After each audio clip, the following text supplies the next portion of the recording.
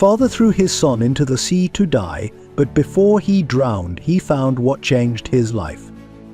The wind howled like a wounded animal, its fury lashing against the weathered walls of the small coastal house. Rain pelted the windows, creating a rhythmic tattoo that seemed to echo the rapid beating of Lucas's heart. The 7-year-old boy huddled beneath his thin blanket, his wide eyes fixed on the sliver of light seeping through the crack in his bedroom door. Something was wrong. Lucas could feel it in the air, thick with tension and unspoken words. The house itself seemed to hold its breath, waiting for the storm to break, not just the one raging outside, but the one brewing within these very walls. A clap of thunder shook the foundation, causing Lucas to flinch. He pulled the blanket tighter around his small frame, seeking comfort in its familiar scent. It still smelled faintly of his mother, lavender and warmth, even though she had been gone for over a year now. In moments like these, when the world felt too big and scary, Lucas longed for her gentle touch, her soothing voice that could chase away any fear. But she wasn't here, and the fear that gripped Lucas now was unlike anything he had ever experienced. Another sound cut through the storm's cacophony, raised voices from downstairs. Lucas strained to hear, his heart racing. It was his father and stepmother, their words muffled but their tones sharp and angry. He had grown accustomed to their arguments over the past months, each one chipping away at the fragile sense of normalcy he clung to. But this felt different. Slowly, careful not to make a sound, Lucas slipped out of bed. The cold floor sent a shiver up his spine as he crept towards the door, drawn by an inexplicable need to understand what was happening. "I can't do this anymore, David." His stepmother's voice, usually so controlled, cracked with emotion. "It's him or me. You have to choose." Lucas froze, his small hand clutching the doorframe. "Him? What are they talking about?" "Karen, please." His father's voice weary and defeated. "He's just a boy." "A boy who reminds you of her every single day. Don't you see what it's doing to us? To our family?" Family. The word echoed in Lucas's mind, hollow and meaningless.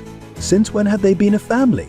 Since his mother's death, since this stranger had moved into their home, bringing with her cold silences and disapproving glares? Another thunderclap shook the house, and with it came a sob, not from the storm, but from Lucas himself. He clapped a hand over his mouth, terrified of being discovered, of facing the consequences of knowledge he was never meant to have. In that moment, as the storm raged both inside and out, Lucas felt more alone than he ever had before. The darkness of the night seemed to press in on him from all sides, threatening to swallow him whole. Little did he know, this night would mark the beginning of a journey that would test the very limits of his strength, resilience, and capacity for love. For now, though, he was just a frightened boy, standing on the precipice of a change that would alter the course of his life forever. The storm continued to rage, its fury a pale reflection of the tempest about to be unleashed in young Lucas's world. Lucas's small body trembled as he pressed himself against the wall, straining to hear every word of the heated argument below. The voices of his father and stepmother rose and fell like the tumultuous waves crashing against the nearby shore, each word cutting deeper than the last. "I'm done, David." Karen's voice exploded, shattering the tense silence. "I can't stand living with Lucas any longer. He's a constant reminder of your past of her. Don't you see what it's doing to us? To our son?" Lucas flinched at the venom in her voice. Our son? The word stung, a stark reminder of his outsider status in what was supposed to be his own home. He thought of his half-brother, barely a year old, sleeping peacefully in the nursery, blissfully unaware of the storm brewing around him. "Karen, please," his father's voice was weary, defeated. "What do you expect me to do? He's my son." "Is he? Or is he just a ghost, haunting us with memories of your dead wife?" Karen's words dripped with bitterness. "You have to decide, David. It's either him or me and our baby. I won't live like this anymore." Silence fell, heavy and suffocating. Lucas held his breath, his heart pounding so loudly he was sure they would hear it. Surely his father would defend him, would choose him. He had to. But the silence stretched on, punctuated only by the howling wind outside, and in that silence Lucas felt his world begin to crumble. I don't know what to do," David finally said, his voice barely above a whisper. "Well, you'd better figure it out soon," Karen snapped. "I'm taking the baby and leaving tomorrow if you don't make a decision." Lucas stumbled back from the door, his mind reeling. This couldn't be happening. His father wouldn't abandon him, would he? But the seed of doubt had been planted, and it grew with each passing second of his father's silence. He crawled back into bed, pulling the covers over his head as if they could shield him from the harsh reality of what he'd just heard. Tears streamed down his face as he clutched his mother's old sweater, inhaling deeply, trying to remember her scent, her warmth, her love. Hours passed, or maybe it was minutes. Time seemed to warp and twist in the darkness of his room. Then, suddenly, the door creaked open. Lucas froze, hardly daring to breathe. "Lucas," his father's voice was gruff, emotionless. "Get up, we're going for a walk." Confusion and fear warred within him as he slowly sat up. "A walk? But it's the middle of the night, Dad." "Don't ask questions, just come." The drive to the docks was silent, the tension in the car so thick Lucas could barely breathe. He watched the familiar streets slip by, illuminated by the harsh glare of street lights, each turn taking him further from the safety of home and into unknown territory. So the smell of salt and seaweed filled the air as they approached the harbour. Lucas's father parked the car and got out without a word, striding towards a small motorboat tied to the dock. Lucas scrambled to keep up, his short legs working overtime on the slippery wooden planks. "Dad," he ventured, his voice small against the vastness of the dark ocean before them. "Where are we going?" His father didn't answer, focused on untying the boat and starting the engine. The motor roared to life, shattering the eerie quiet of the deserted harbour. With a lurch, they set off into the inky blackness of the open sea. Lucas huddled in the bow, wrapping his arms around himself against the biting wind. The further they went from shore, the more dread pooled in his stomach. Something was terribly wrong. After what felt like hours, but was probably only minutes, the boat slowed to a stop. They were surrounded by darkness on all sides, the lights of the town nothing more than a distant glimmer on the horizon. "Dad," Lucas tried again, his voice trembling. "What's going on?" His father turned to him then, and Lucas recoiled at the look in his eyes. There was no warmth there, no love, only a cold, terrible resolve. "I'm sorry, Lucas," he said, his voice devoid of emotion, "but I have to do this.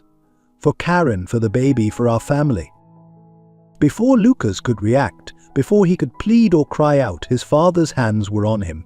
Strong, unyielding hands that had once held him with love now gripped him with cruel intent. In one swift motion, David lifted his son and tossed him overboard. The shock of the icy water drove the air from Lucas's lungs. He flailed wildly, panic overtaking him as the waves closed over his head. Through the rushing in his ears, he heard the boat's engine roar to life once more.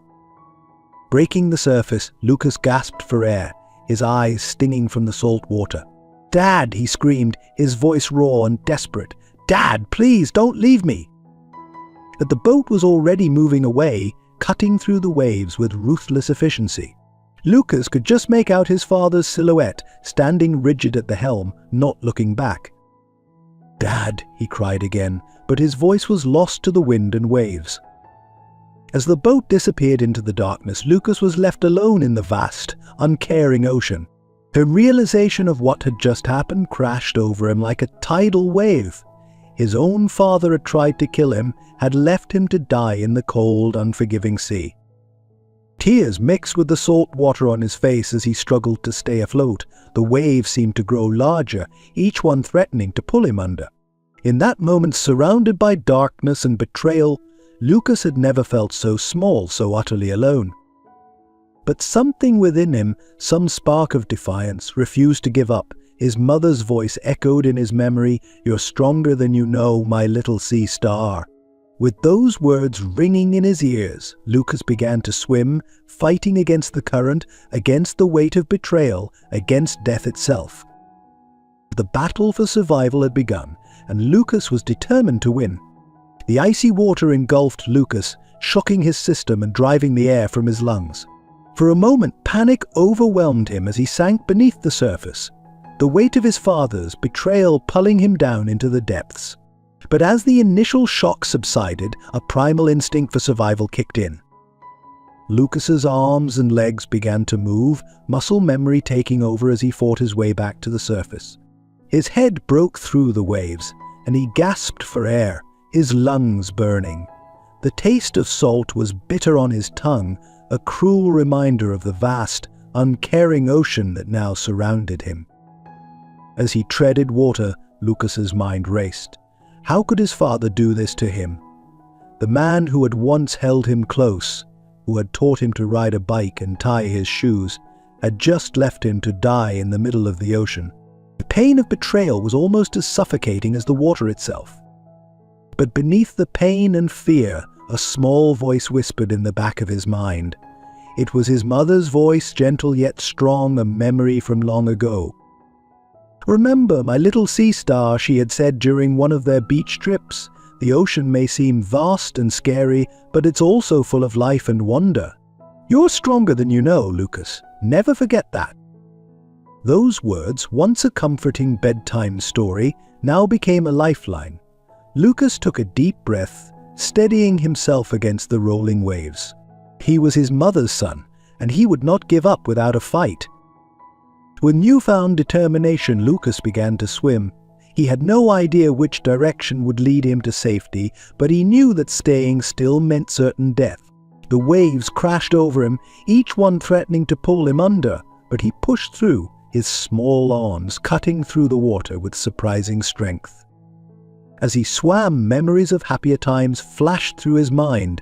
Summers spent at the beach with his mother, building sandcastles and chasing waves. The pride in her eyes as she watched him master each new swimming stroke. The warmth of her embrace as she wrapped him in a towel after a long day in the sun. Those memories fueled him, pushing him forward even as his muscles began to ache and fatigue set in. Lucas refused to let the ocean claim him, refused to let his father's betrayal be the end of his story.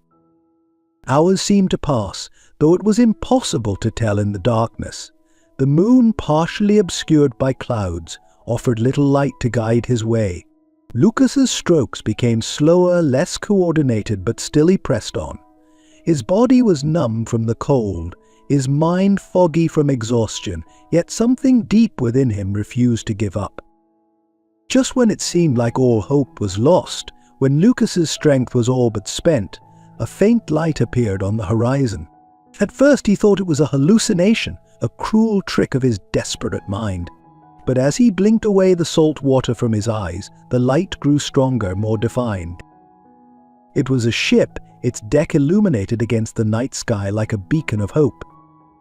With the last reserves of his strength, Lucas changed course, swimming towards the light. His heart pounded in his chest, a mixture of exhaustion and desperate hope. Would they see him? Could they hear his cries for help over the sound of the waves? As the ship drew closer, Lucas mustered every ounce of energy he had left. He waved his arms frantically, his voice hoarse as he shouted into the night. "Help! Please help me!" On the deck of the yacht, a figure appeared, peering out over the railing. For a moment time seemed to stand still as Lucas locked eyes with the stranger. Then, suddenly, everything burst into motion. "Man overboard!" The cry rang out across the water, followed by a flurry of activity on the ship's deck. As a lifeboat was quickly lowered into the water, Lucas felt the last of his strength ebbing away. He had made it this far, had defied the odds and survived against all hope. Now, with salvation so close at hand, he allowed himself to believe that maybe, just maybe, his story wasn't over yet. The lifeboat's searchlight cut through the darkness, illuminating Lucas's small form in the water. Strong hands reached out, grasping him and pulling him to safety.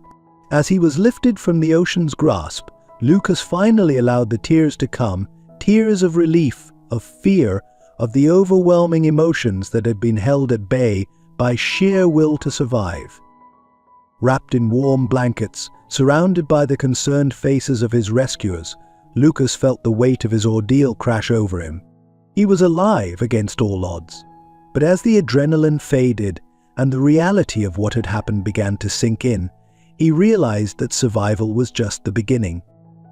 His journey, it seemed, was far from over. As this gripping tale of survival unfolds, we can't help but wonder what challenges and triumphs await young Lucas. Will he find the strength to overcome this unimaginable betrayal? What twists and turns does fate have in store for him? To find out, make sure you're subscribed to our channel. Hit that notification bell so you don't miss the next installment of Lucas's extraordinary journey. Your support means the world to us, and it helps us bring more incredible stories like this one to life. Stay tuned and remember, sometimes the greatest strength emerges from the darkest moments. Victor stood at the helm of his yacht, his weathered hands steady on the wheel, as he guided the vessel back to shore. His eyes, sharp despite the late hour, kept darting to the small figure huddled under a pile of blankets near the stern. The boy they had pulled from the sea, Lucas he'd said his name was, hadn't spoken a word since they'd brought him aboard, save for a few mumbled thank yous when handed dry clothes and hot tea. As the lights of the marina came into view, Victor felt a strange tightness in his chest. He'd seen a lot in his years at sea, but never anything quite like this. A child alone in the middle of the ocean in the dead of night? It didn't take a genius to figure out that something terrible had happened to the boy. "Sir," one of his crew members approached, breaking Victor from his thoughts. "We're nearly at port. Should I call the authorities?" Victor hesitated, his gaze once again drawn to Lucas. The boy sat motionless, staring out at the dark water with eyes that seemed far too old for his young face. In that moment, Victor made a decision that would change both their lives forever. "No," he said firmly, "not yet. Let's get him settled first. He's been through enough tonight." As they docked, Victor approached Lucas slowly, as one might a wounded animal. "Hey there, kiddo," he said softly, crouching down to the boy's eye level. "We're back on land now. How about we get you somewhere warm and comfortable, yeah?" Lucas looked up at him, his blue eyes wide and wary. For a long moment he said nothing, and Victor feared he might have pushed too far too fast. But then, almost imperceptibly, the boy nodded. Victor's penthouse apartment was a far cry from the modest home Lucas had known. As they stepped out of the elevator, the boy's eyes widened, taking in the expansive living room with its floor-to-ceiling windows overlooking the city. But there was no excitement in his gaze, only a sort of detached wonder, as if he were observing a scene from a movie rather than his current reality. "Make yourself at home," Victor said, gesturing to the plush sofa. "Are you hungry? I can whip up some pancakes if you'd like." At the mention of food, Lucas's stomach growled audibly, reminding them both that it had been hours since the boy had eaten. A faint blush colored his cheeks, the first real sign of life Victor had seen in him since the rescue. "Pancakes it is," Victor chuckled, heading to the kitchen. As he mixed the batter and heated the griddle, he kept a watchful eye on Lucas. The boy hadn't moved from his spot on the sofa, his small frame dwarfed by the large piece of furniture. He sat with his knees pulled up to his chest, arms wrapped tightly around them, as if trying to make himself as small as possible. The smell of cooking pancakes eventually drew Lucas out of his shell. He padded quietly into the kitchen, bare feet silent on the cool tile floor. Victor pretended not to notice, focusing on flipping a perfectly golden pancake onto a plate. "There you are," he said casually, sliding the plate across the counter. "Syrup's right there if you want it. Dig in." Lucas hesitated for a moment before climbing onto one of the high stools at the kitchen island. He picked up the fork Victor had set out, but didn't start eating immediately. Instead, he looked up at Victor, his brow furrowed slightly. "Why are you being so nice to me?" he asked, his voice barely above a whisper. The question caught Victor off guard. He paused in the act of pouring more batter onto the griddle, considering his answer carefully. "Because you needed help," he said finally. "And because it's the right thing to do." Lucas seemed to mull this over as he took his first bite of pancake. For a moment, the only sound in the kitchen was the soft sizzle of batter on the hot griddle. Then, so quietly Victor almost missed it, Lucas spoke again. "My dad tried to kill me." The words hung in the air, heavy and terrible. Victor's hand tightened on the spatula he was holding, a surge of anger rising in his chest. He took a deep breath, forcing himself to remain calm for Lucas's sake. "I'm so sorry that happened to you," he said, his voice gentle but firm. "What your father did was wrong.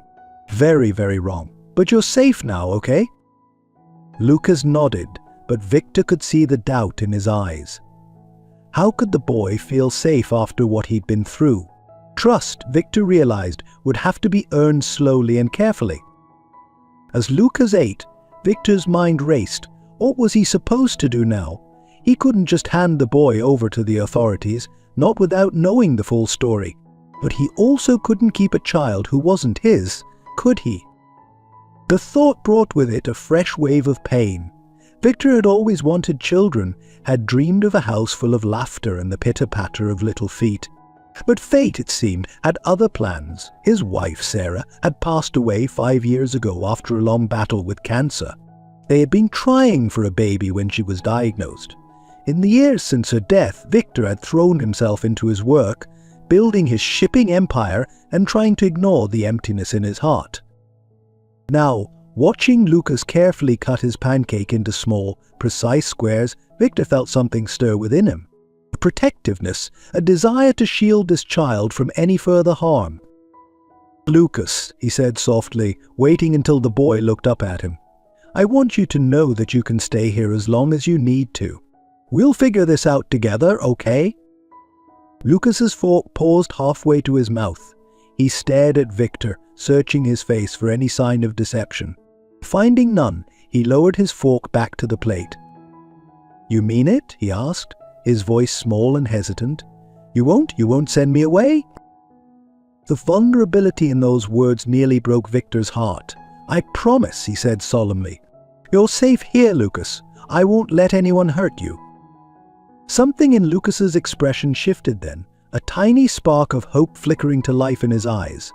He didn't smile. Victor suspected it would be a long time before he saw the boy truly smile, but some of the tension seemed to leave his small frame. As Lucas finished his pancakes, Victor's mind was already worrying with plans. He'd need to contact his lawyer, figure out the legalities of the situation. And Lucas would need clothes, school supplies, probably therapy to help him process the trauma he'd endured. It would be a challenge, no doubt about it, but looking at the boy sitting at his kitchen counter, Victor knew with absolute certainty that it was a challenge he was ready to face. The next few weeks passed in a whirlwind of activity. Victor's lawyer, a sharp-eyed woman named Elena, worked tirelessly to navigate the complex legal waters of their situation. There were interviews with Child Protective Services, mountains of paperwork to fill out, and tense negotiations with the authorities who were understandably suspicious of the circumstances. Through it all, Lucas remained quiet and withdrawn. He flinched at loud noises and startled easily, his eyes constantly darting around as if searching for threats. But slowly, almost imperceptibly, he began to relax in Victor's presence. The first time Lucas reached for Victor's hand as they walked through a crowded mall, Victor felt a lump form in his throat, equal parts joy and sorrow for all this child had endured. It was a month after the rescue when Elena called with news. "We've got temporary guardianship," she said, her voice triumphant. "It's not a full adoption yet, but it's a start. Lucas can stay with you officially now." Victor's heart soared at the news. He found Lucas in the guest room, soon to be his room permanently, curled up with a book. "Hey, kiddo," he said, unable to keep the grin off his face. "I've got some good news." Lucas looked up, his expression guarded but hopeful. Victor sat down on the edge of the bed, taking a deep breath. "The judge has granted me temporary guardianship," he explained. "That means you can stay here with me officially, if that's what you want." For a long moment, Lucas said nothing. Then, to Victor's surprise and delight, the boy launched himself forward, wrapping his arms tightly around Victor's waist. "Thank you," he whispered, his voice muffled against Victor's shirt. "Thank you for not sending me away." Victor hugged him back, blinking away the tears that threatened to fall. "Never," he promised. "You're stuck with me now, kid." As Lucas pulled back, Victor saw the ghost of a smile on his face, the first he'd seen since that terrible night. It was small and fleeting, but it was there, and in that moment, Victor knew that no matter what challenges lay ahead, they would face them together. The journey of healing and trust had only just begun, but with each passing day, the bond between Victor and Lucas grew stronger. They were an unlikely pair, the wealthy shipping magnate and the boy rescued from the sea, but somehow they fit. Two lonely souls finding in each other the family they had both been missing. As they sat together that evening, Victor reading aloud from one of Lucas's favorite books, he couldn't help but marvel at the twists of fate that had brought them together. The road ahead would not be easy, he knew. There would be nightmares to soothe, trust to rebuild, and a long legal battle to make their arrangement permanent.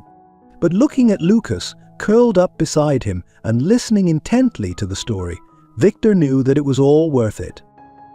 For the first time in years, his home felt truly alive. And though the wounds of the past were still fresh, there was hope now, hope for healing, for growth, and for the kind of love that can weather any storm. The morning sun streamed through the windows of Victor's penthouse, casting a warm glow over the kitchen. Lucas sat at the counter, his legs swinging nervously as he pushed his cereal around in the bowl. Today was the day he'd been both anticipating and dreading, his first day at his new school. Victor bustled around the kitchen, packing a lunch with the kind of meticulous care usually reserved for defusing bombs. "Okay, kiddo," he said, zipping up the lunchbox. "We've got your favorite sandwich, some carrot sticks, an apple, oh, and I threw in a little treat. Don't tell Elena." He winked conspiratorially, and Lucas felt the corners of his mouth twitch upward. It wasn't quite a smile, those were still rare, but it was something. "You ready for this?" Victor asked, his tone gentle but encouraging. Lucas shrugged, his eyes fixed on his bowl. "I guess," he mumbled.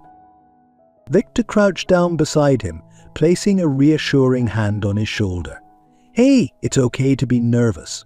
New schools are tough, but remember what we talked about." Lucas nodded, reciting the words they'd practiced. "I'm brave, I'm smart, and I can do this."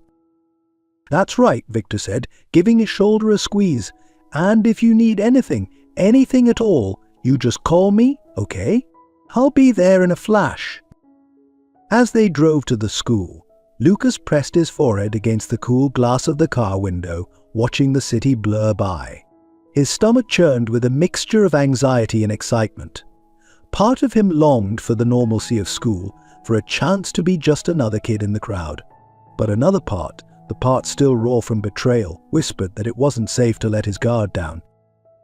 The car pulled up to the imposing brick building of Westfield Academy. Children streamed through the gates, laughing and chattering with their friends. Lucas felt his breath catch in his throat. "You've got this, champ," Victor said, giving him an encouraging smile. "Remember, I'm just a phone call away." Lucas nodded, swallowing hard. He reached for the door handle, then paused. "Thank you," he whispered. Victor's eyes were suspiciously bright as he hugged Lucas back. "Anytime, kiddo. Now go show him what you're made of." With a deep breath, Lucas stepped out of the car and into the bustling schoolyard. The noise and activity were overwhelming after the quiet of Victor's apartment. He clutched his backpack straps tightly, trying to look confident as he made his way to the main entrance. "Hey, new kid."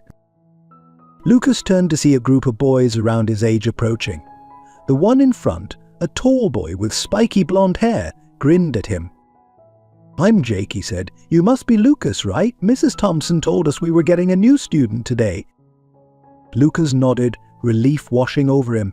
"Yeah, that's me." "Cool," Jake said. "Want to hang with us before class? We were just talking about the new Spider-Man movie." For a moment, Lucas hesitated. Trust didn't come easily anymore. But as he looked at Jake's friendly face and the curious expressions of the other boys, he felt something inside him shift. Maybe, just maybe, it was okay to take a chance. "Sure," he said, his voice stronger than he expected. "That sounds great." As he fell into step with his new classmates, Lucas felt a tiny spark of hope ignite in his chest. The day ahead still loomed large and uncertain, but for the first time in a long while, he didn't feel quite so alone. The classroom buzzed with activity as students settled into their seats. Lucas sat near the back, his eyes darting nervously around the room. So far, things had been going okay. Jake and his friends had been friendly, and no one had asked any prying questions about why he'd transferred in the middle of the school year. Mrs. Thompson, a kind-faced woman with graying hair, called the class to order. "Everyone, I'd like you to welcome our new student, Lucas," she said, gesturing towards him. "I hope you'll all make him feel at home here at Westfield." Lucas felt his cheeks heat up as 24 pairs of eyes turned to look at him. He managed a small wave, relieved when Mrs. Thompson quickly moved on to discussing their upcoming history project. As the morning progressed, Lucas found himself slowly relaxing. The familiar routine of classes and assignments was comforting, a slice of normalcy in a life that had been anything but normal lately. During group work, he even found himself contributing ideas, surprised by how easily the other kids accepted his input. But the peace was shattered at lunchtime. Lucas sat with Jake and his friends in the bustling cafeteria, picking at his sandwich as the others chatted animatedly about a video game. Suddenly, a loud crash from a nearby table made him jump, his heart racing. In an instant, he was back on that boat, the cold wind whipping around him, his father's emotionless face the last thing he saw before hitting the water. "Ooh, you okay?" Jake's voice cut through the panic, concern etched on his face. Lucas realized he was shaking, his breath coming in short gasps. "I am fine," he managed to stammer, just startled. To the other boys exchanged glances, clearly not buying it. "Are you sure?" Another boy, Tim, asked. "You look really pale." "Maybe you should go to the nurse," Jake suggested. Lucas shook his head vehemently. "No, really, I'm okay. I don't like loud noises sometimes." There was an awkward silence as the boys digested this information. Lucas braced himself for the questions, the judgment, maybe even mockery. But to his surprise, Jake just nodded. "That's cool," he said casually. "My little sister's the same way. Did you guys hear about the new game coming out next month?" Just like that, the conversation moved on.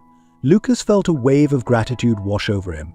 These kids didn't know his story, didn't understand why a simple loud noise could send him into a panic. But they accepted him, without question. The rest of the day passed in a blur. By the time the final bell rang, Lucas felt drained but oddly accomplished. He'd made it through his first day, had even made some potential friends. As he walked out of the school gates, he spotted Victor's car waiting for him. "Hey, kiddo," Victor called, waving from the driver's seat. "How did it go?" Lucas climbed into the car, buckling his seatbelt before answering. "It was okay," he said, surprised to find he meant it. "But I think I might like it here." Victor's face lit up with a grin. "That's great, Lucas. I'm so proud of you." They drove home. Lucas filled Victor in on the day's events, the friendly classmates, the interesting lessons, and yes, even the moment of panic at lunch. Victor listened attentively, asking questions and offering words of encouragement. "You know," Victor said as they pulled into the parking garage of their building, "it's normal to have moments like that after what you've been through. But you handled it really well. And it sounds like you've got some good kids in your class." Lucas nodded, a small smile tugging at his lips. "Yeah, I think so too." That night, as Lucas lay in bed, he reflected on the day. It hadn't been perfect. The panic attack at lunch had been scary, and there were moments when he'd felt overwhelmed by all the newness. But overall it had been good. He'd taken a step forward, a step towards healing. As he drifted off to sleep, Lucas felt a sense of peace settle over him. For the first time in a long while, he looked forward to what tomorrow might bring. The weeks that followed saw Lucas settling to a routine at Westfield Academy. He threw himself into his studies, finding solace in the structure and challenge of his classes. His teachers were impressed by his intelligence and work ethic, often praising him for his insightful comments and well-researched assignments.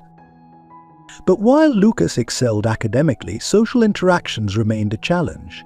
He had formed a tentative friendship with Jake and his group, joining them for lunch and occasionally hanging out during free periods. Yet there was always a part of him that held back, afraid to let anyone get too close. One day, about a month into the school year, Lucas's history teacher announced a group project. "You'll be working in pairs," Mrs. Thompson explained, "to create a presentation on a significant historical figure of your choice." Lucas felt his stomach clench. Group projects meant working closely with someone, possibly even meeting outside of school, and the thought made him anxious. "Lucas," Mrs. Thompson called, "you'll be working with Emma." He turned to see a girl with curly red hair and freckles smiling at him from across the room.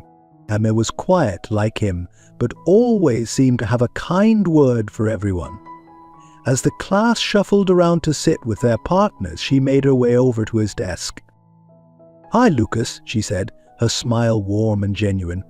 "Looks like we're a team." Lucas managed a small smile in return. "Yeah, I guess so." As they began brainstorming ideas for their project, Lucas found himself relaxing slightly. Emma was easy to talk to, never pushing too hard when he fell silent or changed the subject abruptly.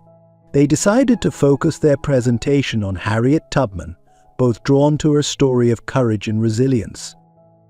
"And we should probably meet up outside of class to work on this," Emma said as the bell rang. "And maybe this weekend?" Lucas hesitated. The thought of someone coming to Victor's apartment, seeing the life he now led, made him uncomfortable.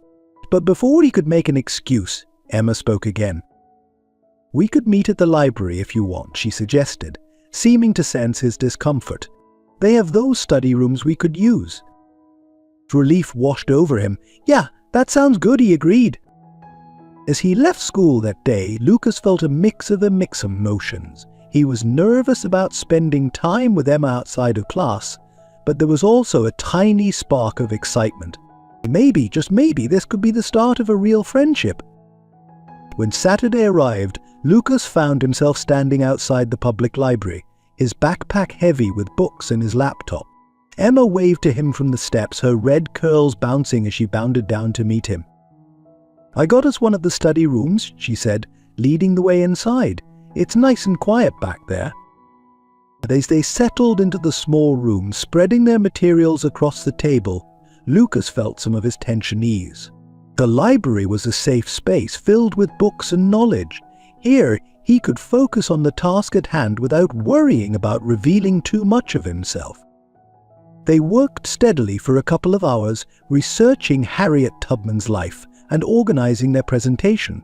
Lucas found himself becoming absorbed in the project, his usual guardedness slipping away as he and Emma discussed Tubman's bravery and the impact of her actions. "It's amazing, isn't it?" Emma said, her eyes shining with admiration.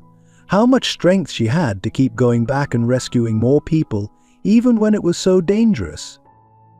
Lucas nodded, thinking about his own journey. "Yeah," he said softly. "Sometimes the bravest thing you can do is just keep going, even when everything seems impossible." Emma looked at him curiously, and for a moment, Lucas feared he'd said too much. But she just smiled, a look of understanding in her eyes.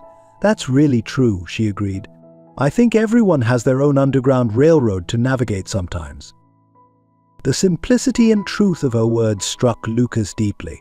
For the first time, he felt a glimmer of connection with someone his own age, a sense that maybe, just maybe, he wasn't as alone as he'd thought. As they packed up their things at the end of the study session, Emma turned to him with a slightly hesitant expression. "Hey, Lucas, a bunch of us are going to the movies next weekend. Would you maybe want to come?" Lucas blinked, surprised by the invitation. His first instinct was to say no, to retreat back into the safety of isolation. But something made him pause. He thought about Victor's encouragement to try new things, to take small steps towards healing. He thought about the way Emma had made him feel understood without even knowing his story. "Ah yeah," he found himself saying. "That sounds fun. Thanks." Emma's face lit up with a grin. "Great. I'll text you the details." As Lucas walked home, he felt a strange lightness in his chest. The day hadn't been perfect. There had been moments of anxiety, times when he'd had to take deep breaths to stay calm. But overall, it had been good. He'd made progress on the project, had a meaningful conversation, and even taken a step towards expanding his social circle.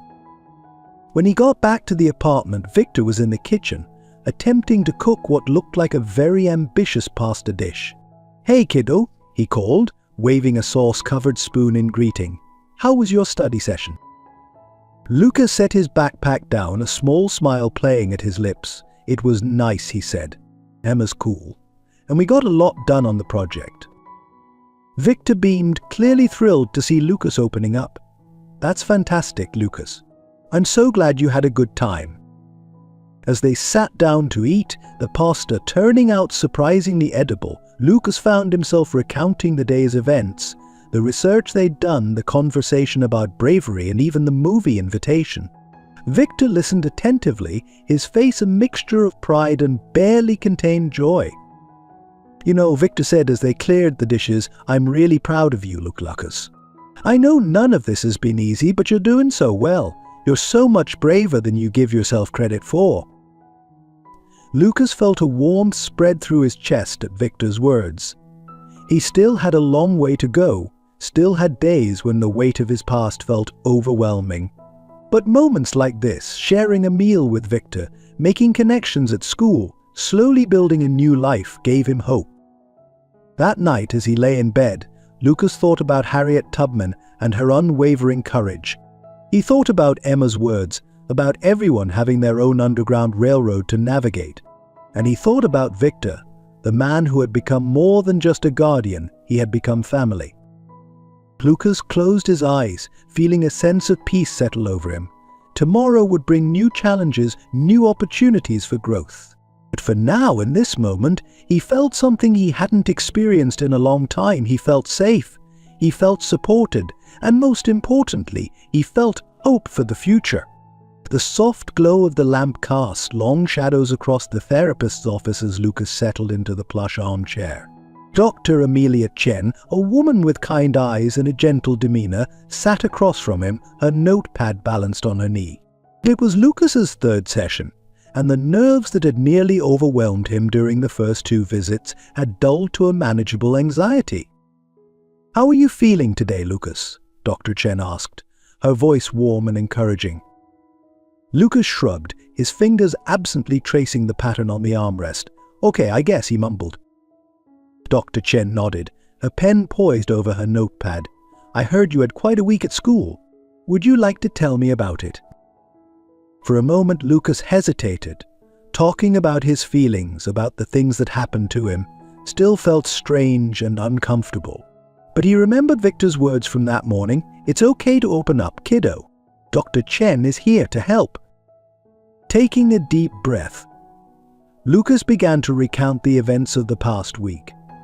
He told Dr. Chen about the history project with Emma, about the invitation to the movies, and about the moments of panic that still caught him off guard sometimes. "There was a fire drill at school yesterday," Lucas said, his voice dropping to almost a whisper. "The alarm was so loud and everyone was rushing around. I froze, I couldn't move. It felt like I was back on that boat with the waves crashing and..." He trailed off, his hands clenching into fists as the memory washed over him. Dr. Shen leaned forward slightly, her expression compassionate. "That must have been very frightening for you, Lucas," she said gently. "Can you tell me what happened next?" Lucas took a shaky breath. Emma, she noticed I wasn't moving. She came back for me, took my hand, and led me outside. She didn't ask any questions, just stayed with me until I calmed down. A small smile tugged at Dr. Chen's lips. It sounds like Emma is a good friend. How did it feel to have someone support you in that moment? It was nice, Lucas admitted. Scary because I thought she might think I was weird or broken. But she didn't. She just helped. Dr. Chen nodded, jotting something down in her notepad. Lucas, what you experienced during the fire drill is called a triggering event. It's very common for people who have been through traumatic experiences to have strong reactions to things that remind them of the trauma. The loud noise and the chaos likely reminded your body and mind of the night on the boat. Lucas nodded slowly, relief washing over him at having a name for what he'd experienced. So, I'm not going crazy. Not at all, Dr. Chen assured him. Your reactions are a normal response to an abnormal situation. What's important is that we work on developing coping strategies to help you manage these moments when they occur. For the next hour, Dr. Chen guided Lucas through various relaxation techniques. They practiced deep breathing exercises, progressive muscle relaxation, and even a simple grounding technique using the 5 senses. Remember, Lucas, Dr. Chen said as their session drew to a close, healing isn't linear. There will be good days and bad days. The goal isn't to never feel afraid or anxious again, but to build the tools to handle those feelings when they arise. As Lucas left the office, he felt a mix of exhaustion and hope. The session had been draining, but he also felt like he had gained something valuable, a better understanding of his own mind and emotions. The victor was waiting for him in the lobby, flipping through a magazine. He looked up as Lucas approached, his face brightening. "Hey kiddo, how'd it go?"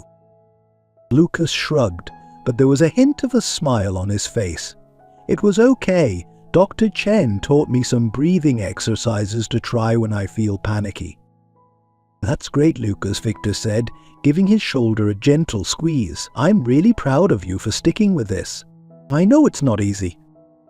As they walked to the car, Lucas felt a surge of gratitude for Victor. The man had been unwavering in his support, never pushing too hard, but always there when Lucas needed him. "Hey, Victor," Lucas said as they buckled their seatbelts. "Thanks for everything." Victor's eyes misted slightly, but he quickly blinked it away. "Anytime, kiddo. That's what family is for." The word family hung in the air between them, warm and comforting. Lucas let it wash over him, a balm to the wounds of his past. That night, as Lucas lay in bed, his mind drifted back to the techniques Dr. Chen had taught him. He closed his eyes, focusing on his breath, in for 4 counts, hold for 7, out for 8. As he repeated the pattern, he felt the tension in his body slowly begin to unwind. Just as he was drifting off to sleep, a loud crash of thunder shook the windows. Lucas's eyes flew open, his heart racing. For a moment, panic threatened to overwhelm him. But then he remembered Dr. Chen's words, "You have the tools. You can handle this." Taking a deep breath, Lucas began to use the grounding technique they had practiced. He focused on 5 things he could see in the dim light of his room: the glow in the dark stars on his ceiling, the outline of his desk, the shadow of his bookshelf. 4 things he could touch: the soft fabric of his sheets, the coolness of his pillow, the smooth surface of his nightstand. 3 things he could hear: the patter of rain against the window, the distant rumble of thunder, the quiet hum of the air conditioning.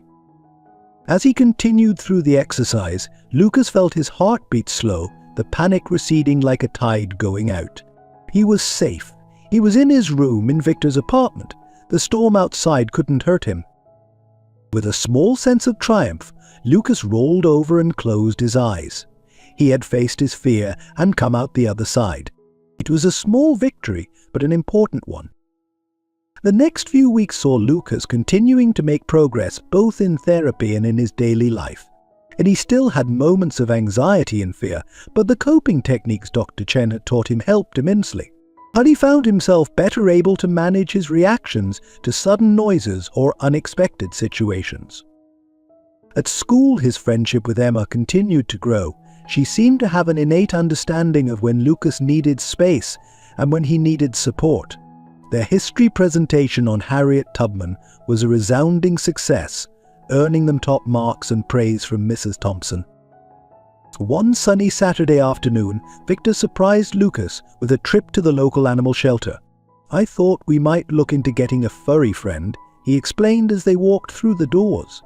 Dr. Chen mentioned that pets can be really helpful for people dealing with anxiety and trauma.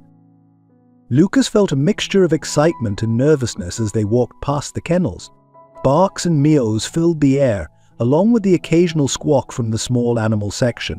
As they turned a corner, Lucas's eyes fell on a small, scruffy-looking dog with one ear that flopped over, while the other stood straight up. The dog looked up at them, its tail giving a hesitant wag. There was something in its eyes that Lucas recognized, a wariness, a hint of fear, but also a glimmer of hope. Can we look at that one?" Lucas asked, pointing to the scruffy dog. The shelter volunteer smiled, opening the kennel door. "This is Max," she explained as the dog cautiously approached them. "He was rescued from a pretty bad situation, so he's a bit shy. But he's got a heart of gold." Lucas crouched down, holding out his hand for Max to sniff. The dog hesitated for a moment before inching forward, his cold nose touching Lucas's fingers. Then, to everyone's surprise, Max let out a small whine and pressed his head against Lucas's hand. "Well, would you look at that?" Victor said softly. "I think he likes you, kiddo." Lucas felt a lump form in his throat as he gently stroked Max's fur. This dog understood what it was like to be afraid, to have your trust broken. But here he was, taking a chance on Lucas. "Can we adopt him?" Lucas asked, looking up at Victor with pleading eyes. Victor's face broke into a wide grin. "I think that's a great idea."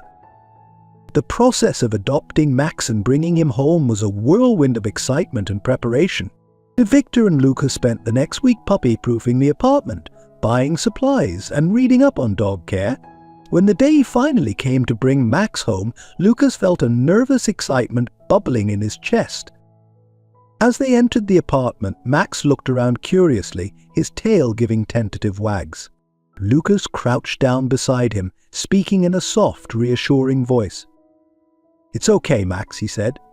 "This is your home now. You're safe here." As the words left his mouth, Lucas realized he wasn't just talking to the dog. He was speaking to himself as well. This apartment, this life with Victor, was his home too. A place where he was safe, where he could heal and grow. That night, as Lucas lay in bed with Max curled up at his feet, he felt a sense of peace wash over him. The road ahead wouldn't always be easy, he knew. There would still be nightmares, still be moments of fear and doubt. But he wasn't facing them alone anymore. He had Victor, steady and supportive. He had Emma and his other friends at school. He had Dr. Chen, guiding him through the process of healing. And now he had Max, a kindred spirit who understood what it meant to overcome a difficult past. As he drifted off to sleep, Lucas's last thought was one of quiet determination. Tomorrow was a new day, another chance to grow stronger, to build the life he deserved. And he was ready to face it, one step at a time. The autumn sun cast long shadows across the living room as Victor pored over a stack of legal documents. His brow furrowed in concentration, occasionally jotting notes in the margins. Across the room, Lucas sat cross-legged on the floor, Max curled up beside him as he worked on his homework. The comfortable silence was broken by the sound of Victor's phone buzzing. He answered it, his voice low and serious as he listened to the person on the other end. Lucas tried to focus on his math problems, but he couldn't help stealing glances at Victor, noting the way his guardian's expression tightened. Finally, Victor ended the call with a heavy sigh. He looked over at Lucas, a mix of emotions playing across his face. "Lucas," he said gently, "can we talk for a minute?" Anxiety bubbled up in Lucas's chest, but he nodded, setting aside his textbook and moving to sit on the couch. Max, sensing the shift in mood, followed and rested his head on Lucas's lap. Victor sat down beside them, running a hand through his hair. "That was Elena, my lawyer," he began. "She's been doing some digging into your background, trying to make sure we have all the information we need for the adoption process." Lucas's heart began to race. Was something wrong? Had they found a reason he couldn't stay with Victor? Seeing the panic in Lucas's eyes, Victor quickly continued, "Don't worry, kiddo. You're not going anywhere. But Elena found some information about your biological father." The words hit Lucas like a physical blow. He hadn't allowed himself to think about his father in months, pushing away the memories of that terrible night whenever they threatened to surface. Now, hearing Victor mention him, it all came rushing back: the cold water, the receding lights of the boat, the crushing sense of betrayal. Victor placed a gentle hand on Lucas's shoulder, grounding him. "Take a deep breath, Lucas. You're safe here, remember." Lucas nodded, focusing on his breathing the way Dr. Chen had taught him. In for 4, hold for 7, out for 8. Slowly, the roaring in his ears subsided. What did Elena find?" he asked, his voice barely above a whisper. Victor's expression was a mixture of sadness and carefully controlled anger. "It seems your father has a history of mental health issues. He was diagnosed with bipolar disorder several years ago, but stopped taking his medication around the time of what happened to you." Lucas blinked, trying to process this information. His father was sick. How was he supposed to feel about that? "There's more," Victor continued softly. "Your father was arrested last week. He was causing a disturbance, claiming he had to find his son and make things right. He's currently in a psychiatric facility for evaluation." A storm of emotions raged through Lucas: anger, fear, confusion, and something else he couldn't quite name. Does he know where I am?" he asked, hating how small his voice sounded. Victor shook his head firmly. "No, he doesn't, and he won't. Elena and I are doing everything we can to make sure you're protected. But Lucas, I need to ask you something, and I want you to be honest with me, okay?" Lucas nodded, bracing himself. "If your father completes treatment and is deemed mentally stable, would you want to have any contact with him? You don't have to decide now, and whatever you choose, I'll support you. But it's something we need to think about." The question hung in the air, heavy with implications. Lucas felt as if he was standing on the edge of a cliff, unsure whether to step back to safety or leap into the unknown. I don't know," he said finally, his voice shaking. "Can I think about it?" "Of course," Victor said, pulling Lucas into a gentle hug. "Take all the time you need. And remember, whatever you decide, you're not alone in this." That night, sleep eluded Lucas. He tossed and turned, his mind a whirlwind of memories and questions. Max, sensing his distress, snuggled closer, offering silent comfort. As the first light of dawn crept through his window, Lucas made a decision. He needed to know more. Not just about his father's illness, but about mental health in general. Understanding, he realized, might be the key to making sense of his tumultuous past. Over the next few weeks, Lucas threw himself into research. He checked out books from the library, scoured reputable websites, and even asked Dr. Ken for resources on bipolar disorder and its effects on families.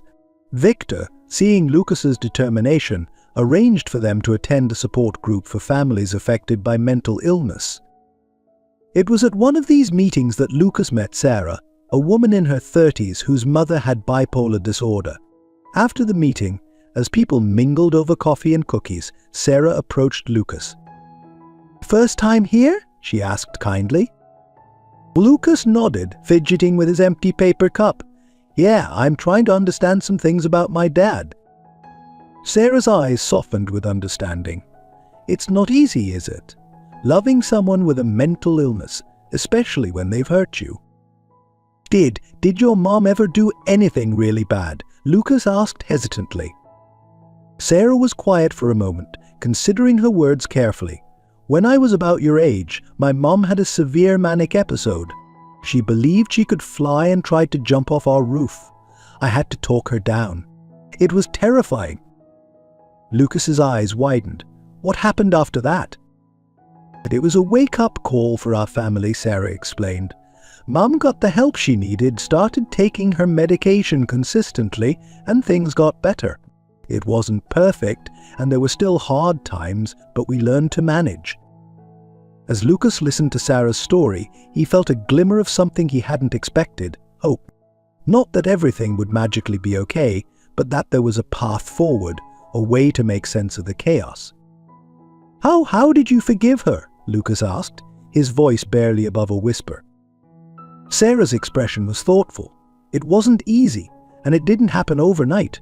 I had to learn to separate my mom from her illness, to understand that the person who hurt me wasn't the real her. But more than that, I had to decide that forgiveness was something I needed for myself, not just for her. Her words stuck with Lucas long after the meeting ended. On the drive home, he was unusually quiet, mulling over everything he'd learned. "Penny for your thoughts, kiddo," Victor asked, glancing over at him. Lucas took a deep breath. I think I want to write a letter to my dad." Victor's eyebrows rose in surprise, but he kept his voice calm. "Okay, do you want to send it to him?" "No," Lucas said, shaking his head. "At least not yet. I just need to get my thoughts out, you know." Dr. Chen said writing can be a good way to process feelings.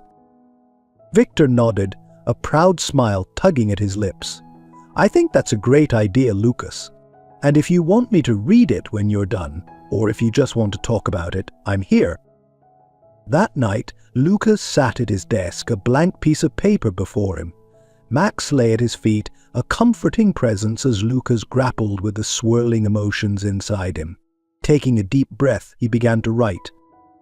"Dear Dad, I don't know if you'll ever read this, but I need to say these things, even if it's just for myself. What you did to me that night was wrong. It was cruel, and it hurt me in ways I'm still trying to understand. For a long time, I was angry. I was scared. I thought I must have done something to make you stop loving me. But now I know that's not true.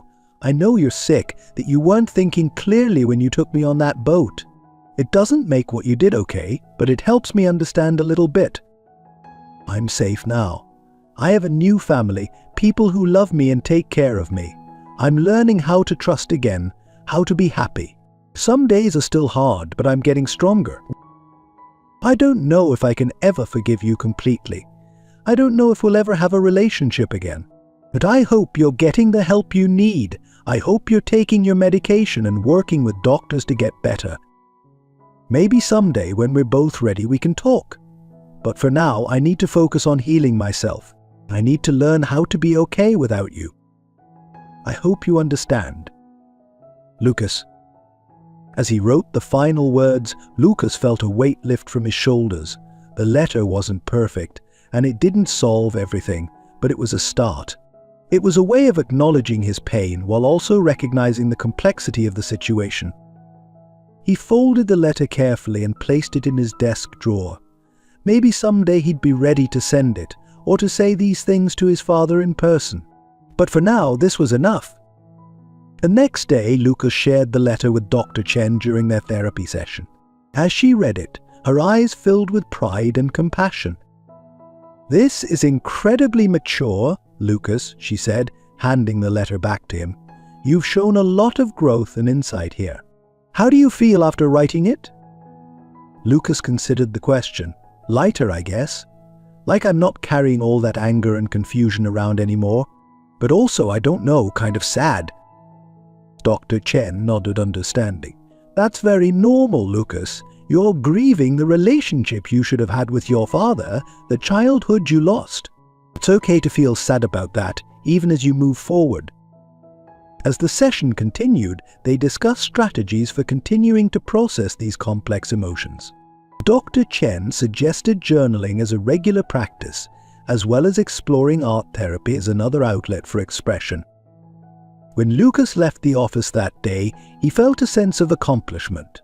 He was facing his past head-on, no longer running from the difficult emotions but learning to understand and manage them. That evening, as Lucas and Victor walked Max in the nearby park, Lucas found himself opening up about the letter and his session with Dr. Chen. "I'm really proud of you, kiddo," Victor said, his voice warm with affection. "I know none of this has been easy, but you're handling it with so much courage and maturity." Lucas felt a warmth spread through his chest at Victor's words. For so long he had felt broken, damaged by what had happened to him. But now he was starting to see himself differently.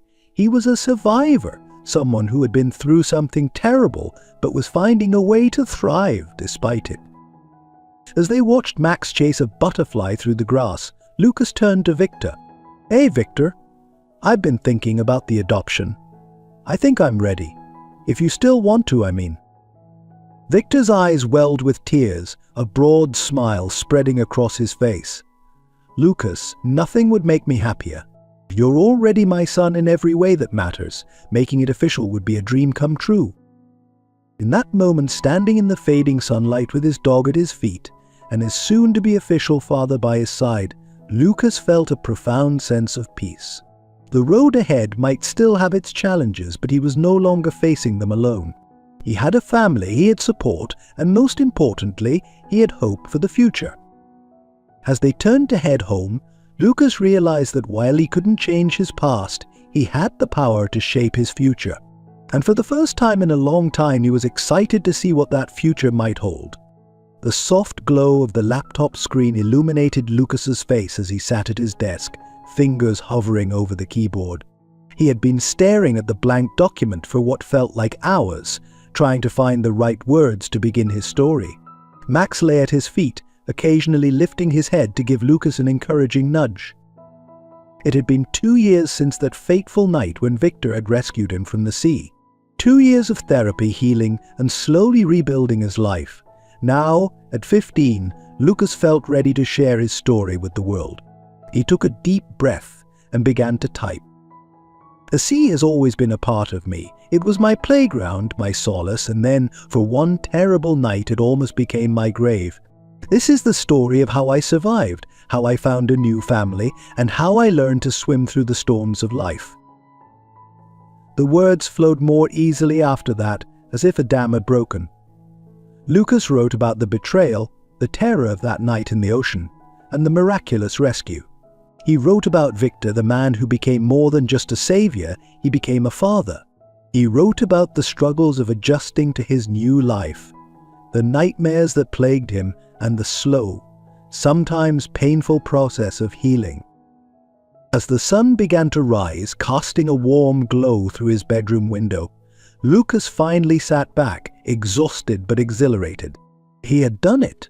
The first draft of his memoir was complete. A soft knock at the door startled him from his reverie. Victor poked his head in, a concerned look on his face. "Have you been up all night, kiddo?" Lucas nodded, a mixture of sheepishness and pride on his face. "I finished it, Dad. The first draft, at least." Victor's face broke into a wide smile. He had officially adopted Lucas a year ago, and hearing him say Dad still filled his heart with joy. "That's incredible, Lucas. I'm so proud of you. How do you feel?" Lucas considered the question for a moment. "Tired," he admitted with a small laugh. "But also lighter, like I finally let out something that's been building up inside me for years." Victor nodded, understanding. "Writing can be incredibly cathartic. But remember what Dr. Chen said, it's okay if this brings up some difficult emotions. And we're here for you every step of the way." Over the next few months, Lucas worked tirelessly on his book. He revised and edited, poring over every word to make sure he was telling his story as honestly and authentically as possible. Victor connected him with a professional editor who specialized in memoirs, and together they polished the manuscript until it shone. The day the first printed copies arrived at their apartment was a mix of excitement and nerves. Lucas held the book in his hands, tracing his fingers over the cover. His own face looked back at him, alongside the title, "Surviving the Storm, A Journey of Healing and Hope." "It's really happening," he murmured, a hint of disbelief in his voice. Victor squeezed his shoulder gently. "It sure is, kiddo. You should be incredibly proud of yourself." As the release date approached, Lucas found himself thrust into a whirlwind of activity. There were interviews to give, a book tour to plan, and speaking engagements at schools and youth organizations.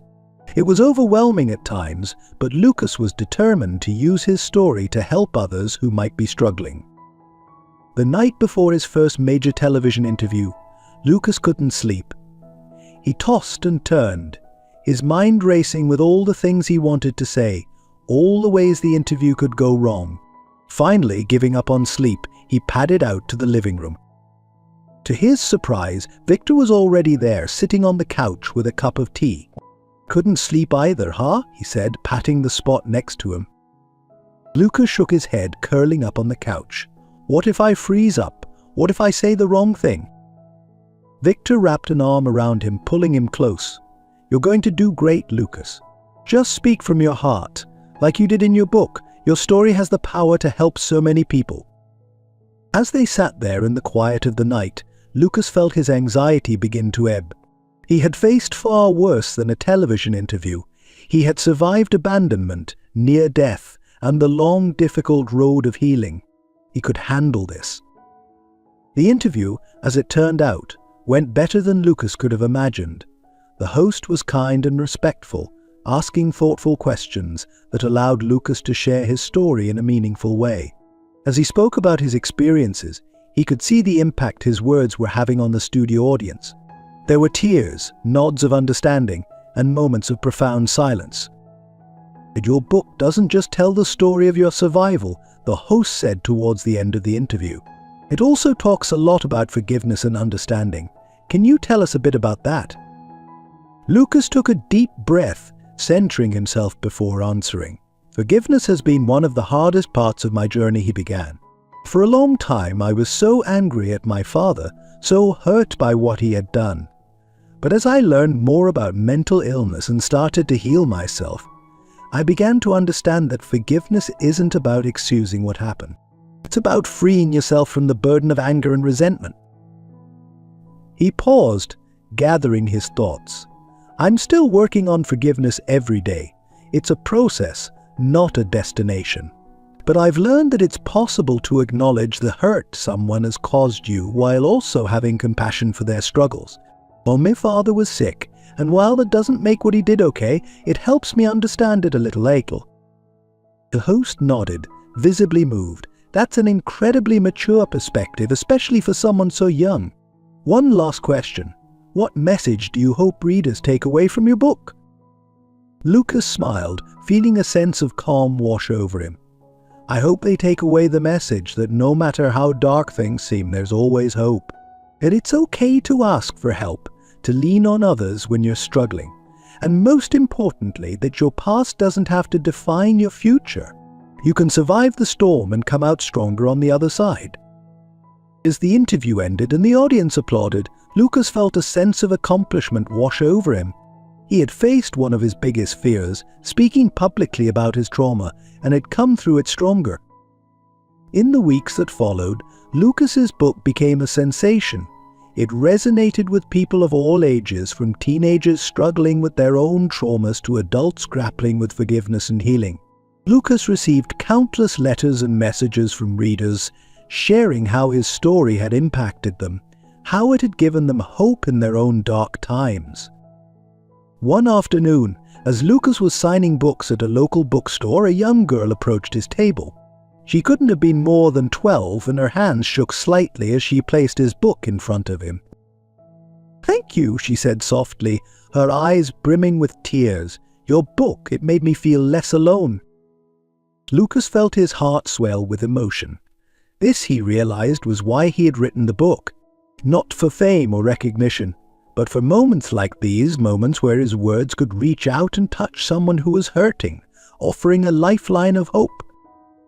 As he signed the girl's book, adding a personal message of encouragement, Lucas reflected on how far he had come. From a terrified boy fighting for survival in the cold, dark ocean, to a young man using his voice to help others navigate their own storms. That evening, as he and Victor walked Max along the beach near their home, Lucas paused to look out at the sea. The waves that had once nearly claimed his life now lapped gently at the shore, a reminder of the peace he had found. "You okay, kiddo?" Victor asked, noticing Lucas's contemplative mood. Lucas nodded, a small smile playing on his lips. Yeah, I'm good. Just thinking about everything that's happened. How different things could have been. Victor wrapped an arm around Lucas's shoulders. I'm so proud of you, you know that? Not just for the book, but for everything. Your strength, your compassion, your willingness to be vulnerable to help others. You're an incredible young man, Lucas. Lucas leaned into the embrace, feeling a warmth that had nothing to do with the setting sun. I couldn't have done any of it without you, Delph. You saved me in more ways than one. As they stood there watching the sun sink into the horizon, Lucas felt a profound sense of gratitude wash over him. For Victor, for Max, for Dr. Chen, and all the others who had helped him on his journey. For the second chance at life he had been given. He knew there would still be challenges ahead.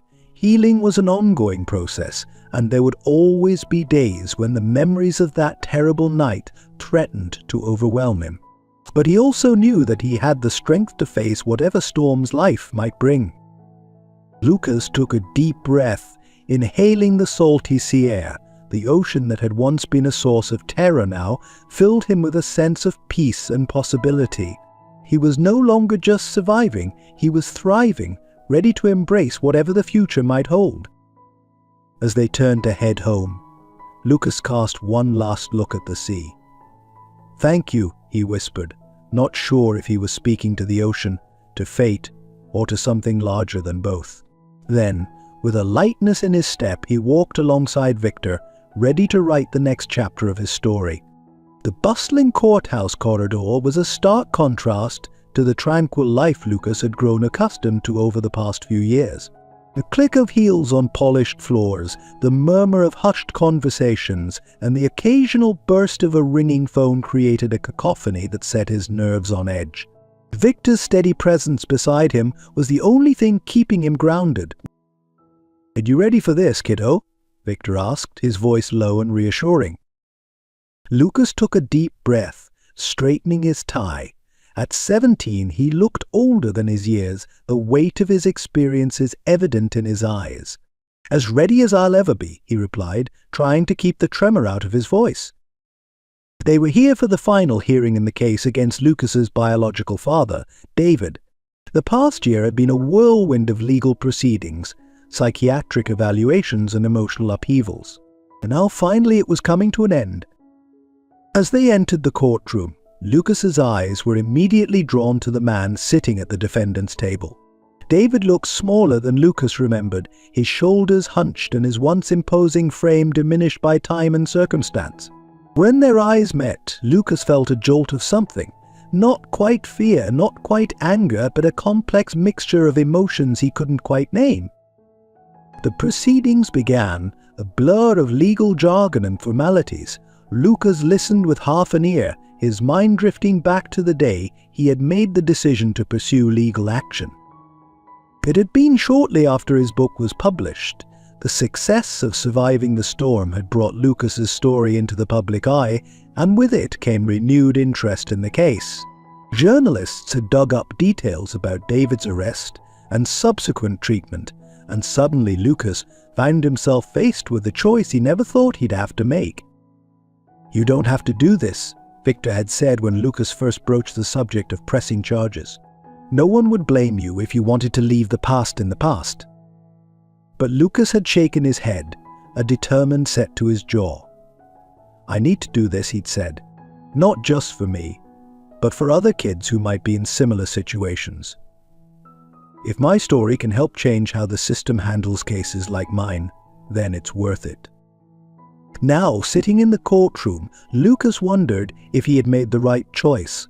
The legal battle had been grueling, forcing him to relive moments he'd rather forget, and exposing his pain to public scrutiny. But as he listened to the prosecutor detailing the charges, attempted murder, child endangerment, abandonment, he felt a sense of validation. What had happened to him was wrong, and now, finally, there would be accountability. The defense calls Lucas Armstrong to the stand.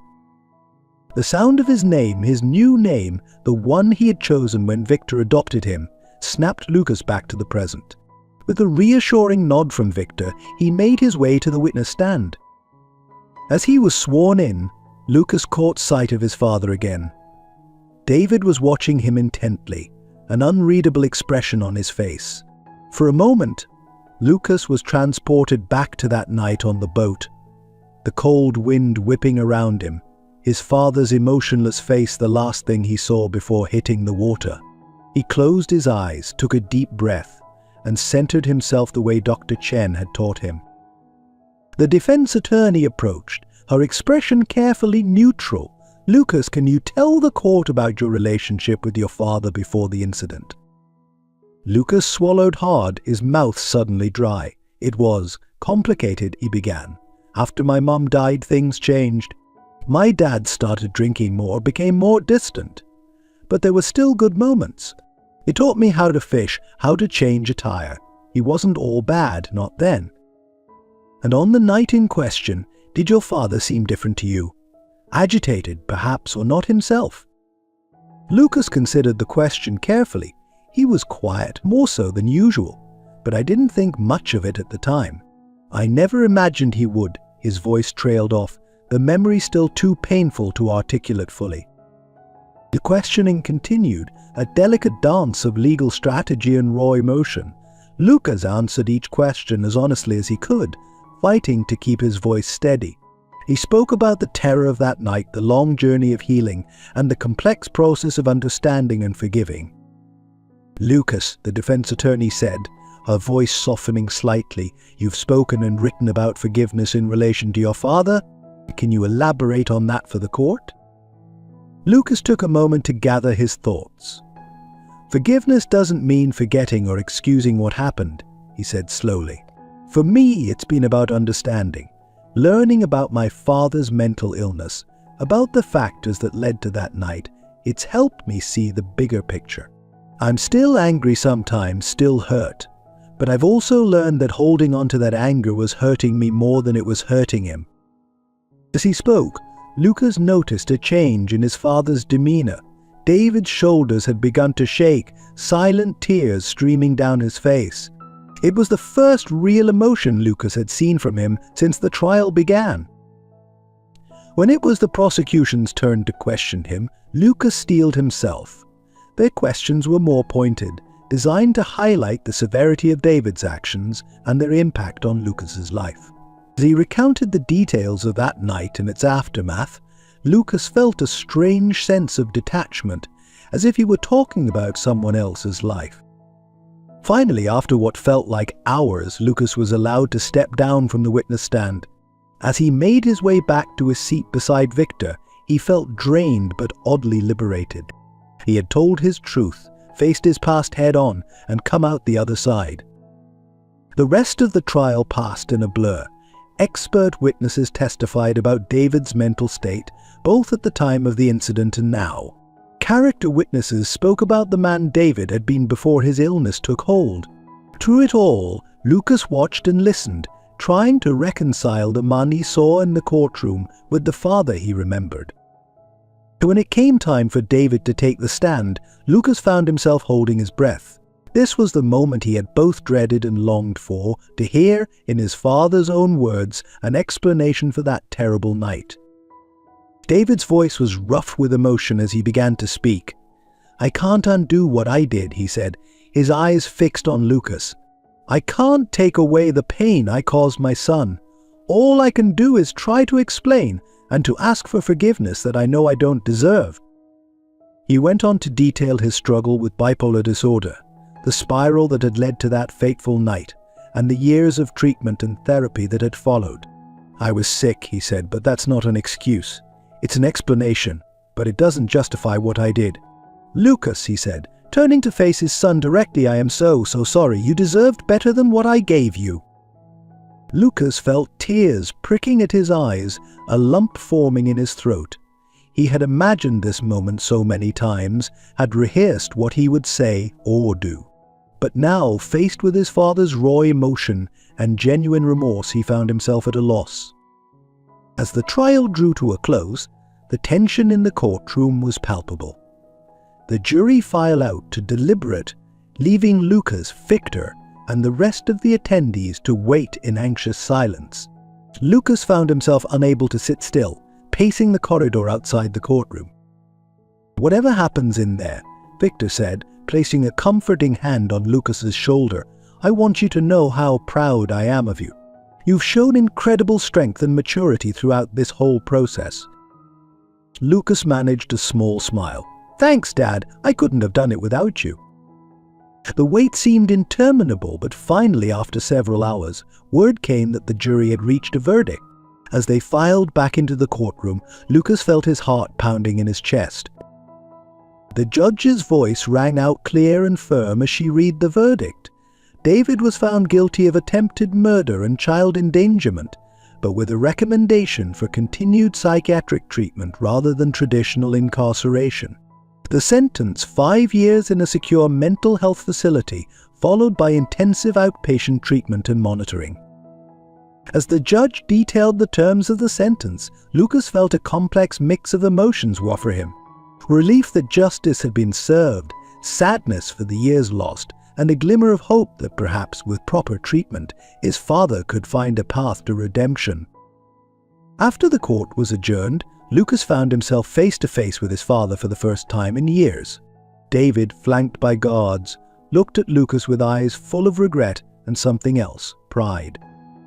"Lucas," he said softly, "I know I have no right to ask this of you, but do you think someday we might be able to talk? Really talk?" Lucas took a deep breath, considering his words carefully. "I can't make any promises," he said finally. "But maybe someday when we've both had more time to heal, maybe we can try." David nodded, understanding and gratitude evident in his expression. As he was led away, Lucas felt a weight lift from his shoulders. It wasn't forgiveness, not yet, but it was a step towards something like peace. Outside the courthouse, a crowd of reporters waited, eager for a statement from the young author whose story had captivated the nation. Lucas, with Victor's steadying presence beside him, stepped up to the microphones. "Today's verdict doesn't erase what happened," he began, his voice strong and clear. "But it does offer a path forward, for me, for my father, and hopefully for others who might find themselves in similar situations. Mental illness is complex, and its impacts ripple out far beyond the individual. My hope is that my story and this trial can help spark conversations about how we as a society handle these difficult intersections of mental health and criminal justice." As he fielded questions from the press, Lucas felt a sense of purpose settle over him. His journey, which had begun in terror and pain, had led him to this moment, using his voice to advocate for change, to offer hope to others who might be struggling. Later that evening, as Lucas and Victor walked Max along the beach, a ritual that had become a source of comfort and reflection for both of them, Lucas paused to look out at the ocean. The waves that had once nearly claimed his life now lapped gently at the shore, a reminder of how far he had come. "You know," he said thoughtfully, "I used to think my story was just about survival. But now I see it's about so much more. It's about healing, about finding family in unexpected places, about the power of understanding and forgiveness." Victor nodded, a proud smile on his face. "You've turned your pain into purpose, kiddo. That's a rare and beautiful thing." As they stood there, watching the sun sink into the horizon, Lucas felt a profound sense of peace wash over him. The road ahead was still uncertain. There would be more challenges to face, more healing to do. But he was no longer the scared, broken boy who had been pulled from the sea years ago. He was stronger now, wiser, and surrounded by love. With a contented sigh, Lucas turned away from the ocean and towards home, towards his future. The storm had passed, and though its effects would always be part of him, he was ready to embrace whatever calm or new adventures lay ahead. The gentle hum of conversation filled the auditorium as Lucas stood backstage, his heart racing with a mixture of excitement and nerves. It had been 5 years since the trial, 5 years of growth, healing, and unexpected turns. Now at 22, he was about to step onto the stage of a prestigious university to deliver a keynote on mental health awareness and the power of resilience. As he peeked through the curtains at the sea of faces, Lucas couldn't help but marvel at the journey that had brought him here. Each person in that audience had their own story, their own struggles and triumphs. He hoped his words would resonate, would offer a glimmer of hope to those who needed it most. Taking a deep breath, Lucas straightened his tie, a gift from Victor for his college graduation just a few months earlier. The memory of that day, of the pride shining in Victor's eyes as Lucas accepted his diploma, gave him strength. With one last glance at the note cards in his hand, Lucas stepped out onto the stage. The applause that greeted him was warm and encouraging. As it died down, Lucas looked out at the audience, making eye contact with a few individuals. In their eyes, he saw curiosity, empathy, and something else, a hunger for understanding, for connection. "Good evening," he began, his voice steady despite the butterflies in his stomach. "I want to start by thanking each and every one of you for being here tonight. By showing up, by being willing to engage with difficult topics, you're already taking a crucial step towards creating a more compassionate and understanding world." As Lucas launched into his speech, weaving together personal anecdotes with statistics and calls to action, he could feel the energy in the room shift. When he spoke about the night his father had tried to drown him, a collective gasp rippled through the audience. And when he described the long, often painful process of healing and forgiveness, he saw heads nodding in recognition. "Mental illness doesn't just affect the individual," Lucas said, his voice passionate. "It ripples out, touching families, friends, entire communities. My father's untreated bipolar disorder nearly cost me my life, but it also robbed him of years with his son, of the chance to watch me grow up." He paused, letting the weight of those words sink in. In the silence, he could almost feel the audience holding its breath, their hearts beating in sync with his own. "But this isn't just a story of loss," he continued, a small smile playing at his lips. "It's also a story of hope, of second chances, and of the incredible resilience of the human spirit." As Lucas spoke about Victor, about the unexpected family he had found in the aftermath of tragedy, he saw eyes glistening with unshed tears. He felt a lump form in his own throat, the emotions of the moment threatening to overwhelm him. "Sometimes," he said softly, "our greatest blessings come disguised as our worst nightmares. The night I thought my life was ending was actually the beginning of a new chapter, one filled with love, support, and the kind of understanding I never thought possible." Throughout the auditorium, people leaned forward in their seats, hanging on every word. Lucas could see the impact his story was having, the way it was opening hearts and minds, challenging preconceptions about mental illness and family dynamics. As he neared the end of his speech, Lucas decided to deviate from his prepared remarks. Something about the energy in the room, the connection he felt with the audience, inspired him to speak from the heart. "I see a lot of pain in this room," he said, his voice gentle but firm. "I see struggle and fear and maybe even a bit of hopelessness. I want you to know that I see you, that your pain is valid and that you are not alone." A quiet sob from somewhere in the middle of the auditorium punctuated his words. Lucas paused, allowing the moment to breathe, to resonate. "But I also see strength," he continued. "I see resilience and courage and an incredible capacity for love and forgiveness. Each one of you has the power to write your own story, to choose how you respond to the challenges life throws your way." As Lucas delivered his closing remarks, calling for greater mental health resources and a more compassionate approach to those struggling with mental illness, he felt a sense of purpose wash over him. This was why he had written his book, why he had pursued a degree in psychology, why he continued to share his story despite the emotional toll it sometimes took. The applause that erupted as he finished speaking was thunderous. As Lucas looked out at the standing ovation, he saw faces streaked with tears, eyes shining with renewed hope and determination. He had connected with them, had touched something deep within their souls. After the speech, as Lucas mingled with attendees during the reception, he was struck by the number of people who approached him to share their own stories. A young woman with haunted eyes told him about her brother's struggle with schizophrenia. An older gentleman, his hand shaking slightly, spoke of his own journey with bipolar disorder and the family he had lost along the way. Each story, each connection, reinforced Lucas's belief in the power of openness and vulnerability. By sharing our struggles, by shining a light on the darker corners of human experience, we create space for healing and understanding. As the evening wound down, Lucas found a quiet moment to slip outside. The cool night air was a relief after the emotional intensity of the auditorium. As he gazed up at the stars, he felt a presence beside him. It was Victor, who had flown in to support him for this important night. "Oh, you did good in there, kiddo," Victor said, his voice gruff with emotion. "Really good."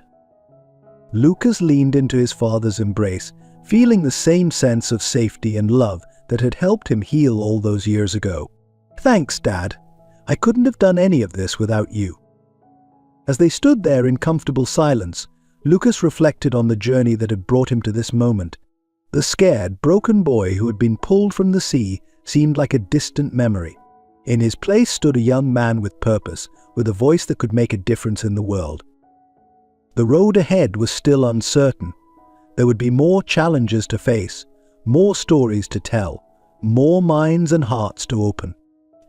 But Lucas knew he was ready for whatever came next. He had survived the storm, had learned to navigate the choppy waters of life with grace and resilience. As he and Victor walked back inside to join the lingering guests, Lucas felt a surge of gratitude for everyone and everything that had shaped his journey.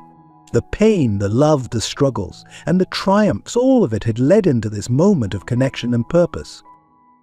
And as he looked out at the faces of those who had stayed to talk, to share, to find hope in his words, Lucas knew that his story was far from over.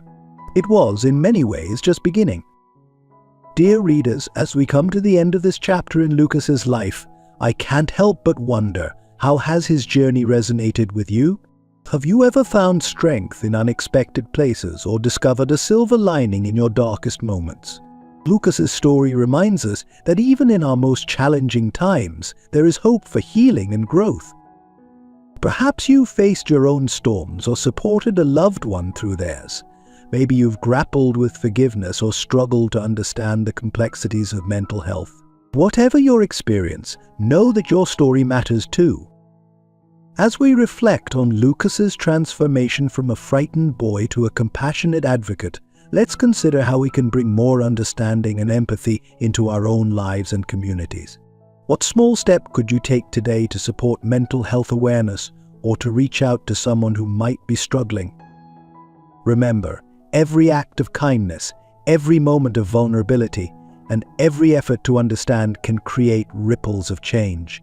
Just as Lucas found his voice and used it to touch countless lives, you too have the power to make a difference.